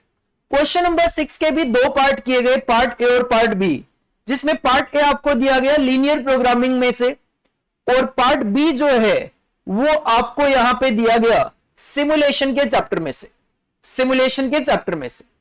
Question number 6A, देखो क्वेश्चन नंबर 6A जो है ये तो नहीं कहूंगा कि बिल्कुल सेम हमारे नोट्स में से है, बट इसमें 80% जो पॉइंट है वो आप जनरल सेंस में काफी सारे क्वेश्चंस में अप्लाई करते हो, बट इसमें 1 या 2 पॉइंट जो है वो नए भी देखने को मिले। एक बार डिस्कस करते हैं question number 6A, that is from linear programming chapter. Question number 6A, question number 6A, FAMC Limited, a manufacturing company, produces 3 products A, B and C। एक कंपनी है FAMC Limited, 3 प्रोडक्ट बनाती है, product के नाम है A, B और C। It uses 2 types of raw materials, 1 and 2, of which 5,000 and 7,500 units respectively are available। In 3 product को बनाने के लिए 2 तरीके के मटेरियल की जरूरत पड़ेगी, रॉ मटेरियल 1 और रॉ मटेरियल 2। रॉ मटेरियल 1 की अवेलेबिलिटी है 5000 यूनिट्स, तो रॉ मटेरियल 2 की अवेलेबिलिटी है 7500 units. The raw material requirement per unit of product are given below. Product की एक यूनिट को बनाने के लिए इतना इतना रॉ मटेरियल लगेगा। प्रोडक्ट ए की एक यूनिट को बनाने के लिए रॉ मटेरियल 1 लगेगा 3 यूनिट्स, तो 2 लगेगा 5 यूनिट्स। बी को बनाने के लिए 4 और 3 और सी को बनाने के लिए 5 और 5। The labour time for each unit, अगर मैं साथ के साथ आपको इक्वेशंस भी बनवा दूं तो ये कांस्टेंट इक्वेशन है रॉ मटेरियल की अवेलेबिलिटी को लेकर। तो आप कह सकते हो अगर हम ए बी और सी की क्वांटिटी को x1 x2 x3 अज्यूम करें, जो कि आपको स्टार्टिंग में एलपी में करना होता है, तो आंसर इसका ऑलरेडी बना रखा है आपके लिए मैंने। तो let x1 x2 and x3 are the number of units of product A B and C to be manufactured. इसके बाद अगर मैं बात करूं तो रॉ मटेरियल 1 का कांस्टेंट गिवन था 3 4 5, तो you can say 3x1 plus 4x2 plus 5x3 should be less than और इक्वल टू 5000, क्योंकि हमारे पास ये 5000 से ज्यादा नहीं है। तो कांस्टेंट फंक्शन में रॉ मटेरियल 1 का कांस्टेंट आ जाएगा 3x1 plus 4x2 plus 5x3। Similarly raw material 2 का कांस्टेंट आ जाएगा 5x1 plus 3x2 plus 5x3 should be less than और इक्वल टू 7500। ये आपका रॉ मटेरियल 2 का कांस्टेंट आ जाएगा, रॉ मटेरियल 2 का कांस्टेंट आ जाएगा। इसके बाद कहते हैं the labour time for each unit of product A is twice that of product B. कहते हैं ए में जो टाइम लगेगा वो बी से डबल लगेगा। तो अगर हम कहें कि प्रोडक्ट ए को बनाने में x टाइम लगेगा, तो इसका मतलब इसमें x/2 लगेगा, इसमें डबल लगेगा तो x/2 होगा, तो इसका डबल हो गया x and 3 times that of product C. तो we can say product C में x/3 लगेगा, तो x/3 का 3 गुना कितना हो गया x। And the entire labour force of the firm can produce the equivalent of 3000 units, और ये 3000 यूनिट्स के इक्वल काम करके दे सकती है लेबर। तो देखो ये जो है ये एक नया पॉइंट था वी कैन से। इसके लिए इक्वेशन कैसे बन रही है, मैंने t लिखा है टाइम को लेकर, क्योंकि हमें नहीं पता कितना टाइम लगेगा, तो t लिखा है मैंने टाइम को लेकर कि जो भी टाइम लगेगा t मैंने क्या एज्यूम किया, ये x ना एज्यूम करके मैंने यहां पे t से बनाई है इक्वेशन, t से बनाई है। तो ये मैंने एज्यूम किया है t फॉर प्रोडक्ट a, तो इसका आधा t/2 और इसका 1/3 t/3। तो t टाइम लगेगा और x1 आप यूनिट बनाओगे तो टाइम लगेगा tx1 प्लस सेकंड में t/2 होगा तो t/2 x2 प्लस थर्ड में लगेगा t/3 x3 and that should be less than और इक्वल टू इतना कि 3000 यूनिट्स के इक्वल बना सकते हो आप। तो 3000 यूनिट में जो टाइम लगेगा उससे कम या उसके इक्वल हो सकता है। तो tx1 प्लस t अपॉन में 2x2 प्लस t अपॉन में 3x3 should be less than or equal to 3000 t. This is the labor time constant. एक बार मैं आपको सजेस्ट जरूर करूंगा कि जब इंस्टीट्यूट का सॉल्यूशन आ जाए, ये वाली जो इक्वेशन है एक बार आप जरूर देख लेना। इंस्टीट्यूट ने कहीं किसी और तरीके से तो इसको प्रेजेंट नहीं किया, मेरे अकॉर्डिंगली 100% ठीक है। बाकी एक बार देखने को बनता है कि इंस्टीट्यूट इसको अदरवाइज सॉल्व वगैरह करके या किसी और तरीके से प्रेजेंट तो नहीं कर रहे। आगे बढ़ते हैं लेबर के बाद। The minimum demand of the 3 product is 600, 650 and 500 unit respectively. ये मिनिमम डिमांड है, इसका मतलब x1 जो है शुड बी ग्रेटर देन और इक्वल टू 600, जो x2 है that should be greater than और इक्वल टू 650 और जो x3 है that should be greater than और इक्वल टू 500 यूनिट्स। तो ये डिमांड कांस्टेंट हो गया, आपका डिमांड कांस्टेंट हो गया। इसके बाद इन्होंने एक लाइन और लिखी, also the ratio of the number of unit produced must be equal to 2:3:4। मतलब जो x1 x2 x3 का प्रोपोर्शन है वो 2:3:4 होना चाहिए। तो मैंने यहां पे लिखा है x1 x2 x3 should be equal to 2:3:4 और इसको आगे फर्दर आप सॉल्व कर सकते हो। x1 divide by 2 is equal to x2 divide by 3 और इन दोनों को कंपेयर कर सकते हो। Similarly x2 divide by 3 is equal to x3 divide by 4। जब आप इसको सॉल्व करते हो तो ये हो गया 3 मल्टीप्लाई x1 3x1, ये हो गया 2x2, तो इक्वेशन बनती है इसकी 3x1 minus 2x2 is equal to 0। Similarly यहां पे 4x2 minus 3x3 should be equal to 0। इस तरीके से इक्वेशन बनती है, इसको रेशियो कांस्टेंट बोला जाता है। अगेन मैं इसमें भी कहूंगा, इसमें भी एक बार जब इंस्टीट्यूट के सजेस्टेड आंसर आए आप एक बार जरूर चेक कर लेना इंस्टीट्यूट ने इसको कहीं अदरवाइज तो सॉल्व नहीं किया। These are the two equation, एक लेबर टाइम और एक रेशियो कांस्टेंट, जो कि नई इक्वेशन थी जो मैंने आपको यहां पे बता दी है। साथ में एक बार यह भी सजेस्ट किया है कि इंस्टीट्यूट का सॉल्यूशन जरूर आप एक बार चेक कर लेना। और फाइनली आप बनाते हो एक नॉन नेगेटिव कांस्टेंट इक्वेशन, तो x1 x2 x3 should be greater than और equal to 0, this is non as non negative constant. हाँ, ये कांस्टेंट इक्वेशंस थी। लास्ट में क्वेश्चन में अपने को बोला गया है the profit per unit of A B and C are 50 50 80, तो आपका जो ऑब्जेक्टिव फंक्शन होगा वो होगा मैक्सिमाइजेशन ऑफ प्रॉफिट, और उसकी इक्वेशन बनेगी आपकी 50x1 plus 50x2 plus 80x3, this is the objective function maximization equation. तो इस तरीके से आप इस लीनियर प्रोग्रामिंग के क्वेश्चन को हैंडल कर सकते हैं, जिसमें दो इक्वेशन आपको थोड़ा सा डिफरेंट देखने को मिल रही थी, जो आपको स्टडी मटेरियल में इस तरीके के क्वेश्चन में देखने को नहीं मिल रही। कौन कौन सी सर? एक लेबर टाइम वाली और दूसरा रेशियो वाली इक्वेशन, जो आपको स्टडी मटेरियल की किसी भी क्वेश्चन में या फिर पास्ट एग्जामिनेशन क्वेश्चन में भी आज तक कभी ऐसी इक्वेशन नहीं देखी गई। इसके बाद जो क्वेश्चन नंबर 6 का बी पार्ट है, that was given from simulation topic. Sir simulation के टॉपिक में से ये क्वेश्चन गिवन है, और ये जो क्वेश्चन है सिमुलेशन के टॉपिक में से, ये क्वेश्चन कभी सीए फाइनल में आया था। ये क्वेश्चन कभी सीए फाइनल में आया था नवंबर 2012 के अंदर, तो उसका सॉल्यूशन मुझे एज इट इज मिल गया था, तो मैंने वही से ये कॉपी पेस्ट यहां पे कर दिया है, जिसको हम यहां पे डिस्कस करेंगे। और ये जो क्वेश्चन है क्वेश्चन नंबर 6 का B part, that is again for 7 marks question. 6 का बी पार्ट 7 मार्क्स के लिए। Question number 6 B, Mosan Limited, an international tourist company, deals with numerous personal callers each day and prides itself on its level of service. The time to deal with each caller depends on the client requirement, with range from, say, a request for a brochure to booking a round the world cruise. Customer की inquiry जो होती है, हो सकता है कोई customer आपसे brochure मांग के रह जाए, तो कोई आपको राउंड द वर्ल्ड क्रूज की बुकिंग के लिए बोले। अकॉर्डिंगली सर्विस में टाइम अलग अलग लगेगा।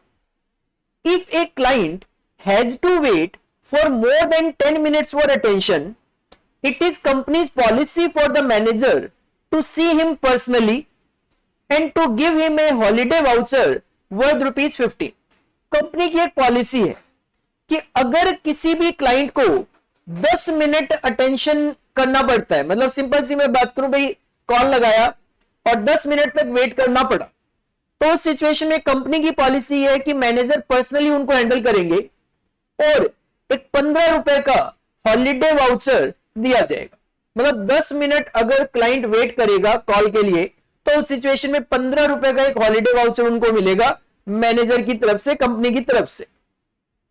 The companies observations have shown that the time taken to deal with clients and the arrival pattern of their calls follow the following distribution pattern.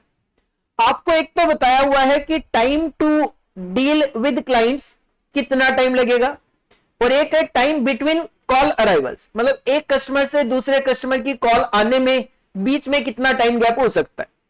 तो ये है टाइम कि एक कस्टमर को सर्विस देने में 2 minutes, 4 minute, 6 minute, 10 minutes, 14 minute, 20 minutes और 30 minutes तक लग सकते हैं।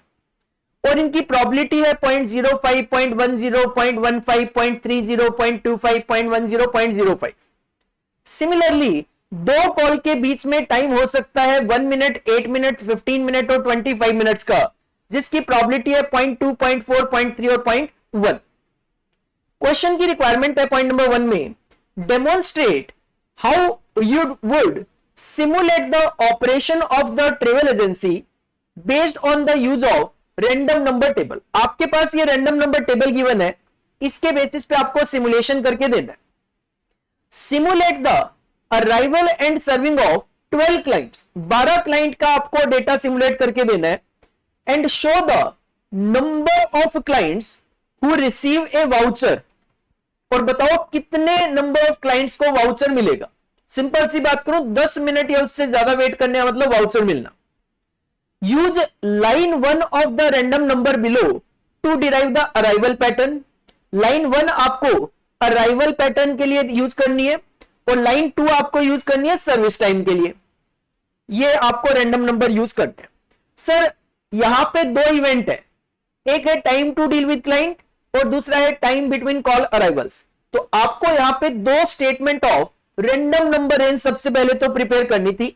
हेडिंग पुट करिए आंसर नंबर 6 बी। सबसे पहले रैंडम नंबर रेंज बना रहे हैं time to deal with client, तो जिसमें सबसे पहले तो आप टाइम कॉपी कर लो, 2 minute, 4 minute, 6 minute, 10 minute, 14 minute, 20 minutes और 30 मिनट्स। सर सबसे पहले तो ये टाइम कॉपी कर लो। सेकेंड कॉलम में इसके साथ जो प्रोबेबिलिटी अटैच है वो कॉपी कर लो, 0.05, 0.10, 0.15, 0.30, 0.25, 0.10 और 0.05। सर प्रोबेबिलिटी कॉपी कर लो। उसके बाद प्रोबेबिलिटी को क्यूमुलेट किया जाता है, तो 0.05 plus 0.10, 0.15 plus 0.15, 0.30 plus 0.30, 0.60 plus 0.25, 0.85 plus 0.10, 0.95 plus 0.05 is equal to 1। इसके बेसिस पे रैंडम नंबर रेंज तैयार कर लो। 0 से 4, 5 से 14, 15 से 29, 30 से 59, 60 से 84, 85 से 94 और 95 से 99। आपकी random number range time to deal with clients prepared है। सिमिलरली आपको अराइवल पैटर्न के लिए, that is time between arrival की रैंडम नंबर रेंज स्टेटमेंट तैयार करना है, जिसमें सबसे पहले आप मिनट्स कॉपी करेंगे 18, 15, 25, 18, 15, 25। उसकी प्रोबेबिलिटी कॉपी करेंगे 0.2, 0.4, 0.3, 0.1, 0.2, 0.4, 0.3, 0.1। क्यूमुलेट कर लो प्रोबेबिलिटी को 0.2 plus 0.4, 0.6 plus 0.3, 0.9 plus 0.1 is equal to 1। Range तैयार कर लो। ये 20 है तो 0 to 19, 20 से 59, 60 से 89 और 90 से 99। ये आपकी रेंज तैयार हो गई टाइम बिटवीन अराइवल्स। अब आप अपना स्टेटमेंट ऑफ सिमुलेशन तैयार कर लो, that is simulation table for time between arrival and service time. Question ने कहा था 12 क्लाइंट के लिए आपको ये प्रिपेयर करना है, तो सबसे पहले क्लाइंट नंबर लिखेंगे 1, 2, 3, 4, 5, 6, 7, 8, 9, 10, 11 और 12। ये 12 क्लाइंट का डेटा आ गया। इसके बाद हम लिखेंगे टाइम बिटवीन अराइवल, कि सर टाइम बिटवीन अराइवल कितना होगा। और ये जो टाइम बिटवीन अराइवल है, टाइम बिटवीन अराइवल जो है वो आपका डिसाइड होगा सेकंड वाली रैंडम नंबर रेंज टेबल से, सेकंड वाली रैंडम नंबर रेंज टेबल से।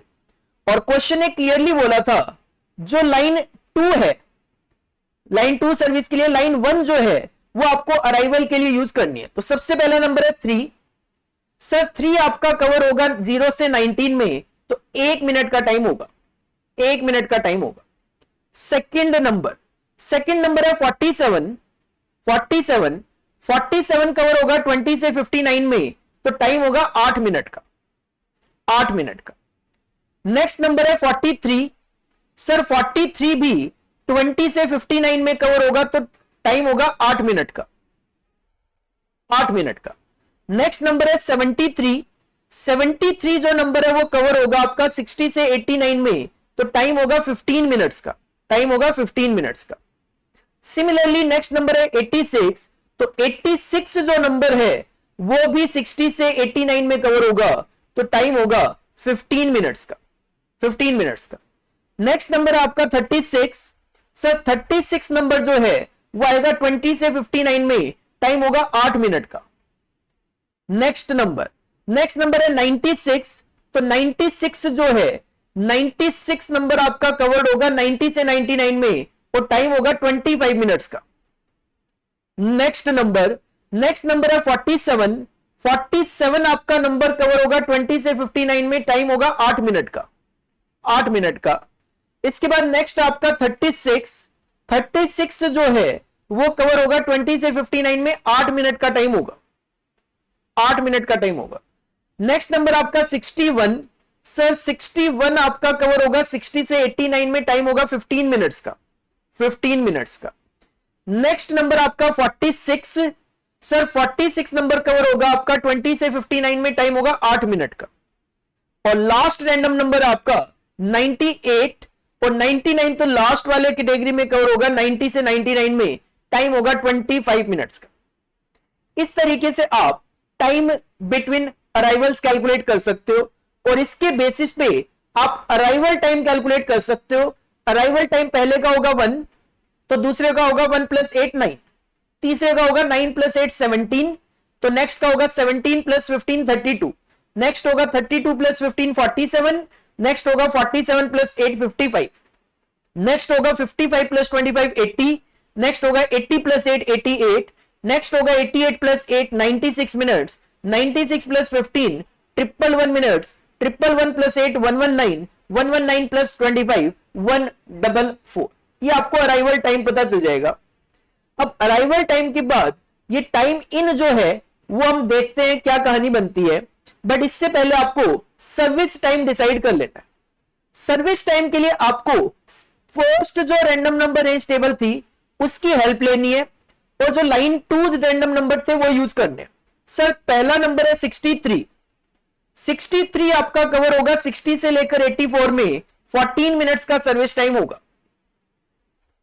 Next second random number range, second random number है 71, 71, 71 आपका कवर होगा 60 से 84 में, अगेन आपका टाइम होगा 14 मिनट्स का। Next random number, next random number है 62, 62, 62 भी 60 और 89 में ही कवर होगा, वो 62 कवर होगा 60 से 84 में, टाइम लगेगा 14 मिनट्स का, 14 मिनट्स का। नेक्स्ट रैंडम नंबर आपका 33, 33 और 33 मतलब 30 से 59 में, टाइम लगेगा 10 मिनट्स का, टाइम लगेगा 10 मिनट्स का। नेक्स्ट नंबर आपका 26, 26 और जो 26 है वो आएगा 15 से 29 में, टाइम लगेगा 6 मिनट का, 6 मिनट का। नेक्स्ट रैंडम नंबर आपका 16, 16 और 16 आपका कवर होगा 15 to 29 में, 6 मिनट का टाइम होगा, 6 मिनट का टाइम होगा। नेक्स्ट नंबर आपका 80, नेक्स्ट नंबर है 80, सर 80 आपका कवर होगा 60 से 84 में, टाइम लगेगा 14 मिनट्स का, 14 मिनट्स का। नेक्स्ट नेक्स्ट नंबर है 45, 45, 45, 45 आपका कवर होगा 30 से 59 में, टाइम लगेगा 10 मिनट का, 10 मिनट का। नेक्स्ट नंबर आपका 60, 60, 60 कवर होगा आपका 60 से 84 में, टाइम लगेगा आपका 14 मिनट्स, 14 मिनट्स। और इसके बाद नेक्स्ट आपका 11, 14 और 10, 11, 14 और 10 ये जो तीनों ही नंबर है वो कवर हो जाएंगे 5 से 14 में, तो टाइम लगेगा 4, 4 और 4 मिनट का। अब ध्यान दो, पहला कस्टमर 1 मिनट पे आ गया तो वो एंट्री कर जाएगा 1 पे, 14 मिनट सर्विस में लगेंगे तो वो आउट करेगा 15 पे। Next customer no doubt 9 minute पे आया हुआ है लेकिन सर्विस उसकी 15 पे स्टार्ट होगी, 14 मिनट सर्विस देने में लगेंगे, 29 पे ये कस्टमर फ्री होगा। नेक्स्ट कस्टमर नो डाउट आया हुआ 17 पे बैठा है, आया हुआ 17 पे बैठा है। यहां पे मैं थोड़ा सा वेटिंग टाइम भी बता देता हूं। सर कस्टमर आ गया था 9 पे लेकिन काम शुरू हुआ 15 पे, तो 6 मिनट कस्टमर ने वेट किया, कस्टमर ने 6 मिनट वेट किया। यहां पे कस्टमर आ गया था 17 मिनट्स पे बट काम शुरू हुआ 29 पे, तो कस्टमर ने 12 मिनट वेट किया, 14 मिनट सर्विस देने में लगे तो 43 मिनट हो गए। नेक्स्ट कस्टमर 32 पे आ गया था बट काम शुरू होगा 43 पे, तो कस्टमर ने यहां पे 11 मिनट वेट किया, 10 मिनट सर्विस में लगे, 53 मिनट पे पहुंच गए। नेक्स्ट कस्टमर 47 पे आ गया था, काम शुरू हुआ 53 पे, तो कस्टमर ने 6 मिनट वेट किया, 53 6 मिनट इसको काम करने में लगे, 59 पे फ्री कर दिया। नेक्स्ट कस्टमर 55 पे आ गया था, काम शुरू हुआ 59 पे, तो कस्टमर ने यहां पे 4 मिनट वेट किया, 6 मिनट सर्विस देने में लगे, तो 65 मिनट्स हो गए। नेक्स्ट कस्टमर ध्यान देना, 65 पे ये कस्टमर फ्री हो गया था लेकिन जो अगला कस्टमर है वो 80 पे आया तो काम भी 80 पे शुरू होगा। इस बार कस्टमर को कोई वेट नहीं करना पड़ा, 14 मिनट सर्विस देने में लगे, 94 मिनट पे हो गए। कस्टमर आ गया था 88 मिनट पे, काम शुरू हुआ 94 मिनट पे, कस्टमर ने 6 मिनट वेट किया, 10 मिनट सर्विस में लगे, टाइम हो गया 104 मिनट का। कस्टमर आ गया था 96 मिनट पे, काम शुरू हुआ 104 मिनट पे, कस्टमर ने 8 मिनट वेट किया, सर्विस में लगे 14 मिनट्स, 118 टाइम हो गया। कस्टमर आ गया था 111 पे, 118 पे काम शुरू हुआ तो कस्टमर ने 7 मिनट्स वेट किया, 4 मिनट सर्विस में लगे तो 122 मिनट्स हो गए। नेक्स्ट कस्टमर 119 पे आ गया था, काम शुरू हुआ 122 पे, 3 मिनट कस्टमर ने वेट किया, 4 मिनट सर्विस में लगे, टाइम हो गया 126। नेक्स्ट कस्टमर आया 144 पे, हम खाली बैठे थे 126 से, कस्टमर 144 पे आया तो काम भी 144 पे ही शुरू होगा, क्योंकि कस्टमर नहीं है तो काम कैसे शुरू होगा। 4 मिनट सर्विस दी, 148 पे फ्री हो गए। इस सिचुएशन में कस्टमर को टाइम वेट नहीं करना पड़ा। तो क्वेश्चन ने कहा था एक तो सिमुलेशन करो, साथ में बताओ show the number of client who receive A voucher. और एज पर क्वेश्चन जो कस्टमर 10 मिनट या उससे ज्यादा टाइम पे वेट करेगा उसको वाउचर मिलेगा। तो सर एक तो ये कस्टमर है और एक ये कस्टमर है, ये दो ही कस्टमर है जिनको वाउचर मिलने वाला है, बाकी किसी को यहां पे कोई वाउचर वगैरह नहीं मिलने वाला। तो बस ये क्वेश्चन की डिमांड थी। नो डाउट थोड़ा सा टाइम कंज्यूमिंग क्वेश्चन जरूर है, 7 मार्क्स की वेटेज है, लेकिन आपको इस क्वेश्चन को करने में मेरा ये मानना है 15 मिनट तो कम से कम 15 मिनट लग जाएंगे, इवन ज्यादा ही टाइम इसमें लग सकता है। तो ये क्वेश्चन थोड़ा सा यहां पे टाइम कंज्यूमिंग मुझे लगा। नेक्स्ट जो क्वेश्चन था क्वेश्चन नंबर 7 नेटवर्क एनालिसिस में, पूरा एक सिंगल क्वेश्चन 14 मार्क्स का यहां पे रख दिया गया, एक सिंगल क्वेश्चन 14 मार्क्स का। ठीक है, इजी था, ऐसे कोई बहुत ज्यादा कोई ट्रिकी क्वेश्चन नहीं था, और इस तरीके के क्वेश्चन आप ऑलरेडी अपनी क्लासेस में करके जा रहे हो। Jobson limited, a manufacturer of plant and machinery, is in the process of quoting a tender caught by Zoep Limited. Delivery date once promised is crucial and penalty clause is applicable. एक plant and machinery का कोई quotation है और delivery date यहां पे promise हो गई तो हो गई, उसके बाद का मतलब पेनल्टी लगना। The project manager of Jobson limited has listed down the activities of the project as under. आपको एक्टिविटीज बताई गई 1 to 2, 1 to 3, 1 to 4, 2 to 5, 3 to 5, 4 to 6 और 5 to 7, और आपको एस्टिमेटेड ड्यूरेशन इन वीक्स दिया गया। 3 टाइम दिए गए हैं, ऑप्टिमिस्टिक, मोस्ट लाइकली और पेसिमिस्टिक, अलग अलग टाइम आपको दे दिए। क्वेश्चन की डिमांड काफी सारी है, एक एक करके बात कर लेते हैं। सबसे पहले तो कहते हैं डिजाइन द प्रोजेक्ट नेटवर्क बना के दो and indicate all the path through it, और जो भी पाथ बन सकते हैं वो बना के दो। तो सर सिंपल सी बात है, एक से आपको 3 एक्टिविटी निकालनी है, 1 to 2, 1 to 3, 1 to 4।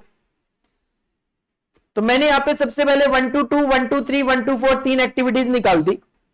देन इन्होंने कहा 2 से 5 और 3 से 5 जाना है, तो 2 से 5 और 3 से 5 भी डाल दिया। देन इन्होंने कहा 4 से 6 और 5 से 6 जाना है, तो 4 से 6 और 5 से 6 भी डाल दिया। तो network diagram one of the easiest, हर बच्चा इजीली बना सकता है। अब क्वेश्चन ने कहा था कि indicate all the path through it. Sir path बताने हैं, तो पाथ बनते हैं 3। कैसे? 1 से 2, 2 से 5, 5 से 6 जा सकते हो, या 1 से 3, 3 से 5, 5 से 6 जा सकते हो, या फिर 1 से 4, 4 से 6 जा सकते हो। लेकिन इसका टाइम ड्यूरेशन भी लिखना पड़ेगा, और टाइम जो जब हमारे पास ऑप्टिमिस्टिक, मोस्ट लाइकली और पेसिमिस्टिक गिवन होते हैं तो हम क्या करते हैं, एवरेज निकाल लेते हैं। एवरेज निकालने का फॉर्मूला होता है optimistic plus pessimistic plus 4 times of most likely divided by 6। तो मैंने यहां पे एवरेज टाइम निकाल दिया आपके लिए, फॉर्मूला लिख दिया। एवरेज टाइम को नॉर्मली सिंबल टीई से इंडिकेट कर दिया जाता है। ऑप्टिमिस्टिक टाइम को आप टीओ लिख सकते हो या फिर ए लिख सकते हो। सिमिलरली पेसिमिस्टिक टाइम को आप टीपी लिख सकते हो या फिर एज पर क्वेश्चन बी लिख सकते हो, और 4 टीएम लिख सकते हो या फिर 4m लिख सकते हो divide by 6।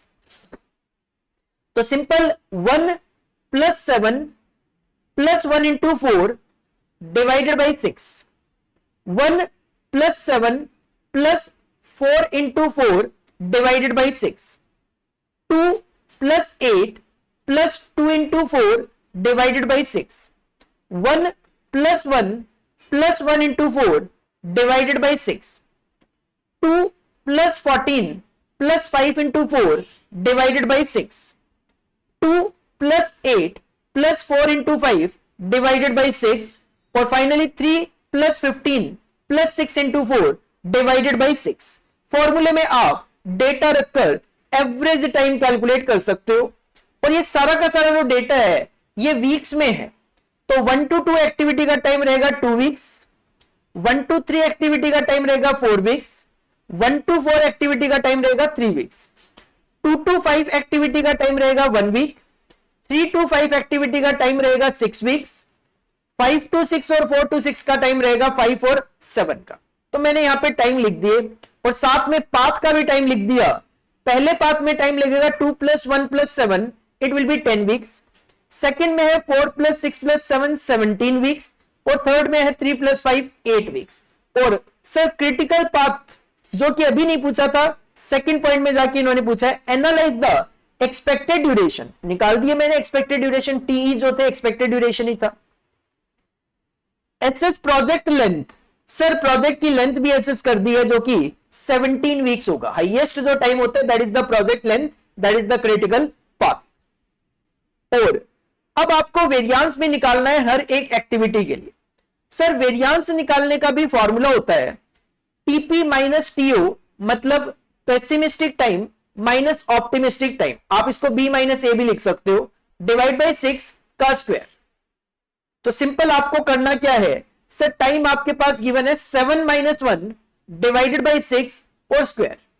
7 minus 1 divide by 6 जो आएगा उसका स्क्वायर, 8 minus 2 डिवाइडेड बाई 6 जो आएगा उसका स्क्वायर, 1 minus 1 डिवाइड बाई 6 जो फिगर आएगी उसका स्क्वायर, 14 minus 2 डिवाइड बाई 6 जो फिगर आएगी उसका स्क्वायर, 8 minus 2 डिवाइड बाई 6 जो फिगर आएगी उसका स्क्वायर, और 15 minus 3 डिवाइड बाई 6 जो फिगर आएगी उसका स्क्वायर। इस तरीके से आपको यहां पे वेरियांस पता चल जाएंगे हर एक एक्टिविटी के। This is the second requirement of the question. Third point में क्वेश्चन ने कहा calculate the standard deviation of the project length. Sir जो प्रोजेक्ट की लेंथ है, प्रोजेक्ट की लेंथ कितनी है 17 वीक्स, जिसमें पाथ क्या है 1 to 3, 3 to 5 और 5 to 6, 1 to 3, 3 to 5 और 5 to 6, 1 से 3, 3 से 5, 5 से 6, 1 से 3, 3 से 5 और 5 से 6। इसका स्टैंडर्ड डेविएशन निकालना है। तो सर वेरियांस का जो रूट होता है वो स्टैंडर्ड डेविएशन होता है। तो सिंपल 1 plus 4 plus 4, ये है 9, 9 is the variance of project length. तो उसका अंडर रूट कर दो तो आपको आपका स्टैंडर्ड डेविएशन मिल जाएगा, दैट विल बी 3। यहां तक की डिमांड तो यही है। अब आगे कहते हैं and critically assess the probability calculate करके बताओ that the project will be completed at least 3 weeks earlier than expected time. Probability बताओ कि जो आपका एक्सपेक्टेड टाइम है 17 वीक्स, उससे 3 हफ्ते पहले हमारा काम कंप्लीट हो जाए। 3 हफ्ते पहले काम कंप्लीट होने का मतलब है 14 वीक्स में काम कंप्लीट होना। तो इसके लिए जेड वैल्यू कैलकुलेट की जाती है। फॉर्मूला आप अप्लाई कर सकते हो x minus bar x divide by standard deviation. x होता है जितना टाइम आप चाह रहे हो, हम चाह रहे हैं 14 वीक्स, माइनस x बार होता है expected duration 17 weeks, divide by standard deviation आपने निकाला है 3, तो यह है -1। अब 1 जो है z की 1 की वैल्यू होती है 0.3413, ये माइनस है तो आपने 0.50 में से इस फिगर को माइनस करके प्रोबेबिलिटी निकालनी होती है। माइनस आए चाहे प्लस आए, प्रोबेबिलिटी को हमेशा साइन इग्नोर करते हुए पॉजिटिव ही लिखा जाता है। It will be 15.87%। Similarly next point में कहते हैं no more than 3 weeks later than expected time. Expected time 17 है, 3 वीक लेटर जाओगे तो 20, तो इस बार हो जाएगा 20 minus 17 divide by 3, it will B 1। Value from table तो सेम ही आएगी, बट इस बार ये पॉजिटिव है, पॉजिटिव होने की वजह से ये 0.5 में ऐड किया जाएगा। 0.5 प्लस 0.3413, तो प्रोबेबिलिटी विल बी 84.13%। तो ये माइनस आए तो 0.5 में से माइनस करनी है वैल्यू, पॉजिटिव आए तो 0.5 में वैल्यू प्लस करनी होती है, जो टेबल से आपको वैल्यू मिलेगी वो। इसके बाद क्वेश्चन ने पॉइंट नंबर 4 में कहा if the project due date is 18 weeks, तो 18 माइनस 17 डिवाइड बाई 3 कर लो, 18 माइनस 17 डिवाइडेड बाई 3 कर लो, it will be 0.33, it will be 0.33। assess the probability of not meeting the due date। कहते हैं probability बताओ कि ये ड्यू डेट आप मीट नहीं कर पाओगे। तो 0.33 की वैल्यू है 0.1293, 0.1293 पॉजिटिव है तो 0.50 में ये ऐड करोगे तो दिस इज द 62.93%। लेकिन ध्यान देना, ये जो हम कैलकुलेट करते हैं ये कैलकुलेशन है ड्यू डेट को मीट करने की, ये है ड्यू डेट को मीट करने की। क्वेश्चन ने कहा बताओ not meeting the due date, तो प्रोबेबिलिटी का टोटल हमेशा 100 होता है या 1 होता है, तो 100 में से आप ये मीटिंग द ड्यू डेट का परसेंटेज निकाल दोगे। सिंपल सी बात है, अगर मैं आपको कहूं कि 62.93% चांसेस है कि हम काम कर लेंगे, ड्यू डेट मीट कर लेंगे, तो इसका मतलब आई कैन से 37.07% है कि हम काम नहीं कर पाएंगे टाइमली कंप्लीट। तो not meeting the due date निकालना है तो 100 में से इसको माइनस करके आप कैलकुलेशन करके दे सकते हो। इस तरीके से ये 14 मार्क्स का क्वेश्चन रखा गया। आई थिंक 14 मार्क्स के लिए अच्छा क्वेश्चन है। अगर आपने प्रैक्टिस करी हुई है तो इस क्वेश्चन को आप आराम से 15 से 20 मिनट में कर सकते हो। तो 14 मार्क्स के लिए अच्छा क्वेश्चन था। और देखो ऐसा नहीं है आप इस तरीके के क्वेश्चन करके नहीं जाते, आप जेड वैल्यू वाले क्वेश्चंस करके जाते हो। बस बात यह है कि आपने कितना प्रैक्टिस किया और एग्जाम में आपको कितनी चीजें याद रही, दिस मैटर्स। नेक्स्ट जो क्वेश्चन था क्वेश्चन नंबर 8। क्वेश्चन नंबर 8 पूछा गया आपको 8 का ए पार्ट जो था वो था मैक्सिमा मिनिमा का क्वेश्चन, और पार्ट बी जो था वो था आपका टाइम सीरीज का लीस्ट स्क्वायर मेथड का question.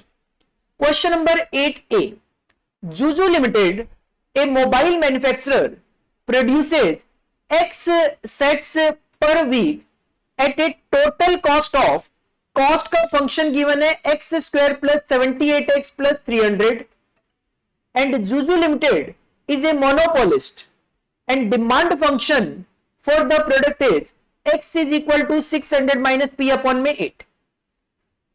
X sets per week quantity given है, कॉस्ट का फंक्शन है x square plus 78x plus 300, और डिमांड का फंक्शन है x is equal to 600 minus p upon में 8, where price in rupee is p per set.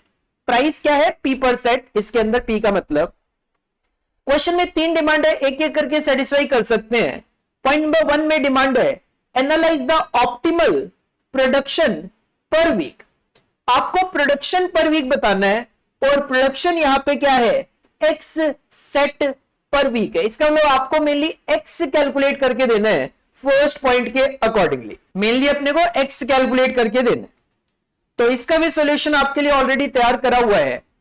देखो cost का function था अपने पास x square plus 78x plus 300, और डिमांड फंक्शन था x is equal to 600 minus p upon में 8। तो पहले इसको सॉल्व किया, sir x into 8x is equal to 600 minus p, तो p आ गया यहां पे 600 माइनस 8x, तो p आ गया 600 माइनस 8x।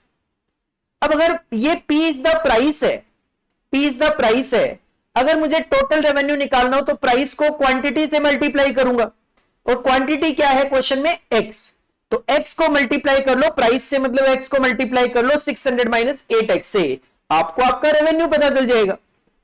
इसको सॉल्व किया तो ये हो गया x into 600 600x minus 8x square, तो रेवेन्यू आ गया 600x minus 8x square. Cost function आपके पास ऑलरेडी क्वेश्चन में गिवन है। तो प्रॉफिट क्या होता है? सर रेवेन्यू में से कॉस्ट को माइनस करते हैं तो प्रॉफिट आता है, प्रॉफिट क्या होता है? रेवेन्यू में से कॉस्ट को माइनस करना। रेवेन्यू है 600x minus 8x square, minus cost है आपका x square plus 78x plus 300। इसको सॉल्व करना है, इसको सॉल्व करते हैं तो सर ये माइनस 8x स्क्वायर और ये x का स्क्वायर, ये हो गया आपका माइनस का 9x स्क्वायर प्लस 600x और ये हो गया माइनस का 78x, तो टोटल हो गया प्लस 522x और प्लस 300। ये आपका प्रॉफिट इक्वेशन आ गई। अब आप डेरिवेटिव कॉन्सेप्ट अप्लाई करो। डेरिवेटिव ऑफ प्रॉफिट अपॉन में derivative of x that is production is equal to 0। तो डेरिवेटिव ऑफ प्रॉफिट, प्रॉफिट लिखो derivative of minus 9x square plus 522x minus 300 upon में dx is equal to 0। Sir इसको solve किया तो ये 2 होता है, 2 नीचे आ जाता है, 2 माइनस 9x तो माइनस 18x प्लस 522 ये हो गया निल इज इक्वल टू 0। तो इसको सॉल्व किया तो x आ गया आपका 29। तो पहले पॉइंट का जो आंसर है वो है आपका 29। प्रोडक्शन पर भी कितना होगा? 29। जैसे ही आपको प्रोडक्शन पता चला दैट इज x पता चल गया, अब आप इजीली सारी रिक्वायरमेंट सेटिस्फाई कर सकते हो। क्वेश्चन का assess the monopoly price per week. Sir price बताना है, सर आपको क्या बताना है? आपको प्राइस बताना है। अगर आपको प्राइस बताना है तो P की इक्वेशन थी 600 माइनस 8x, 600 माइनस 8x, तो 600 माइनस 8x, 600 माइनस 8x कितना था? 29। It will be 368 is the price, 368 is the price, 368 is the price, 368 is the price. और इसके बाद थर्ड पॉइंट की बात करें तो assess the total cost and profit at the optimal production. जो आपने 29 यूनिट्स निकाली थी उस पे टोटल कॉस्ट और प्रॉफिट कैलकुलेट करके देना है। तो सर ठीक है, टोटल कॉस्ट की इक्वेशन आपके पास थी x square plus 78x plus 300। Sir कहां थी? ये क्वेश्चन में गिवन थी। तो बस इसमें आपने x का डेटा रखना है। x था 29, उसका स्क्वायर प्लस 78, x की जगह 29 प्लस 300 सॉल्व किया, इट विल बी 3403। और सर प्रॉफिट की इक्वेशन थी आपकी minus 9x square plus 522x minus में 300।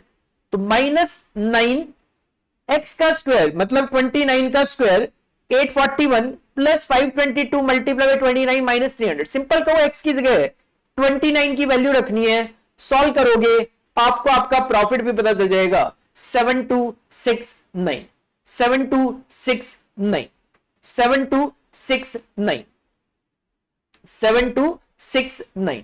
अब यहां पे थोड़ा सा और एक बात बोलना चाहूंगा। ये था मोनोपोली प्राइस पर वीक बोला था इन्होंने, मैंने यहां पे P निकाला है दैट इज पर सेट है। तो पर सेट 368 है, तो प्राइस पर वीक जो होगा आप इसके लिए इसको 29 से मल्टीप्लाई कर लो, क्योंकि ये 368 पर सेट है और नंबर ऑफ सेट्स कितने हैं? 29। क्वेश्चन ने यहां पे प्राइस पर यूनिट नहीं पर वीक पूछा है, वीक पूछा है तो आप इसको 368 मल्टीप्लाई बाय 29 कर दो, इट विल बी 10672, 10672। इस तरीके से आपको क्वेश्चन नंबर 8A सॉल्व करके देना था। ठीक था, इजी था। जिन बच्चों ने मैक्सिमा मिनिमा अच्छे से पढ़ा हुआ है, कॉन्सेप्ट क्लियर है, वो बच्चे इस क्वेश्चन को अटेम्प्ट इजीली कर सकते थे। और जो लास्ट क्वेश्चन था question number 8B that is from time series question. Simple question था, ऐसे क्वेश्चन आप इंटर लेवल में OMSM में भी करते थे। From the following data fit a straight line trend by method of least square and assess the export turnover in the year 2025. One of the easiest question. Year given थे 15, 16, 17, 18, 19, 20, 21 और export given थे 20, 22, 25, 27, 26, 30 और 32। तो sir इसका भी solution already मैंने आपके लिए बनाया हुआ है। आप एक टेबल बनाओगे, ईयर लिखोगे, कॉपी करोगे एज पर क्वेश्चन। 2015, 16, 17, 18, 19, 20, 21 कितने सालों का डेटा? ये 7, तो n हो गया आपका 7। इसके बाद x हम लेट करते हैं इस तरीके से कि सिग्मा x 0 हो जाए, तो टोटल इसमें ये 7 थे, तो बिल्कुल सेंटर जो है वो है 2018, तो उसकी वैल्यू ले लो 0। तो 17 minus 18 minus 1, 16 minus 18 minus 2, 15 minus 18 minus 3, 19 minus 18 1, 20 minus 18 2, 21 minus 18 3। तो ये सिग्मा एक्स आ जाएगा आपका 0। इसके बाद y की जो वैल्यू है वो आप कॉपी कर लो, 20, 22, 25, 27, 26, 30 और 32। सर ये भी कॉपी हो गया, इसका टोटल कर लिया 182 सिग्मा y आ गया। इसके बाद अपने को x स्क्वायर की जरूरत है, तो 9, 4, 1, 0, 1, 4, 9 टोटल किया तो सिग्मा एक्स स्क्वायर आ गया 28। देन हमें चाहिए एक्स वाई, तो ये आ गया -60, -44, -25, 0, 26, 60 और 96 टोटल किया तो सिग्मा एक्स वाई आ गया 53। दो इक्वेशन आपने अप्लाई करनी होती है, एक एक करके अप्लाई कर लो। Sigma Y is equal to N A plus B sigma X. Sigma Y, sir sigma Y था आपका 182, सिग्मा वाई था आपका 182 is equal to N A. Sir N था 7, तो ये हो गया 7a और बी सिग्मा एक्स तो 0 है तो दैट विल बी 0। इसको सॉल्व किया तो a आ गया 26। सेकेंड इक्वेशन अप्लाई कर लो, sigma X Y is equal to A sigma X plus B sigma X square. Sigma X Y की वैल्यू थी 53 is equal to sigma X 0 है तो ये हो गया 0 plus sigma X square B. Sigma X square था 28 तो ये हो गया 28b। इसको सॉल्व किया तो b आ गया 1.89। एक्सपोर्ट टर्नओवर निकालनी आपको 2025 की इक्वेशन अप्लाई करो, y is equal to a plus b x. तो 2025 के लिए a की वैल्यू 26, b की वैल्यू 1.89। 2025 तो 25 minus 18 it will B 7 value होगी 7, तो sir your answer will be 39.25। इससे इजी क्वेश्चन नहीं हो सकता 7 मार्क्स के लिए। तो one of the easiest question from time series topic. तो ये था आपका पूरा का पूरा एससीएम का पेपर जो कि जून 2024 में इंस्टीट्यूट ने पूछा, और शायद जहां तक मेरा ख्याल है अभी तक किसी भी टीचर ने यूट्यूब पे फुल फ्लेज आंसर इस तरीके से नहीं डाले। डिस्कशन नो डाउट हुआ है, डिस्कशन नो डाउट हुआ होगा कि डिस्कस किया गया, कौन सा टॉपिक पूछा गया, क्या वेटेज है, सब कुछ। बट मेरे हिसाब से जिस तरीके से हमने ये सॉल्यूशन आपके सामने प्रेजेंट किए हैं, फुल फ्लेज आंसर, इस तरीके से आई थिंक अभी तक यूट्यूब पे एससीएम का किसी ने भी सॉल्यूशन अपलोड शायद नहीं किया, क्योंकि मैंने तो चेक किया था, मुझे तो नहीं मिला। अभी भी अगर आपने हमारे चैनल को सब्सक्राइब नहीं किया है तो मेरा क्वेश्चन है क्यों नहीं किया? करो बेटा, जल्दी से चैनल को सब्सक्राइब करो, क्योंकि इस तरीके का जो रेलेवेंट कंटेंट है वो हम हमेशा आपके लिए लेकर आते रहते हैं। रिवीजन सीरीज अभी हम लेकर आएंगे दिसंबर 24 के लिए, फ्री टेस्ट सीरीज आपके लिए कंडक्ट करेंगे दिसंबर 24 के लिए। तो चैनल को जल्दी से सब्सक्राइब कर लीजिए, और अगर वीडियो अच्छा लगा हो लाइक जरूर कर दीजिए, और अपने दोस्तों के साथ शेयर करना तो बिल्कुल भी मत भूलिए, क्योंकि आपके दोस्त भी इस सॉल्यूशन का वेट कर रहे हैं कि कहीं से उनको ये सॉल्यूशन मिल जाए जो कि नहीं मिल पा रहा होगा शायद। तो अपने दोस्तों के साथ जरूर जरूर जरूर शेयर कर दीजिए, और हमारा मोबाइल ऐप डाउनलोड करके छोड़ लीजिए। क्यों? क्योंकि ये जो आपके सामने मैंने सॉल्यूशन दिखाए हैं, प्रेजेंट किए हैं, इनका पीडीएफ आपको हमारे मोबाइल ऐप पे ही मिलेगा, वहीं से आप इसको डाउनलोड कर पाओगे, वहीं से आप इसको डाउनलोड कर सकते हो, और वहीं से हम फ्री टेस्ट सीरीज भी कंडक्ट करते हैं। और टेलीग्राम चैनल को भी ज्वाइन करके छोड़ दीजिए, कोई अपडेशन नोटिफिकेशन वगैरह होगा तो आपको वहां पे अवेलेबल हो जाएगा। तो this is all about for today. मिलते हैं नेक्स्ट वीडियो में कुछ और रेलेवेंट कंटेंट के साथ। Thank you, bye bye.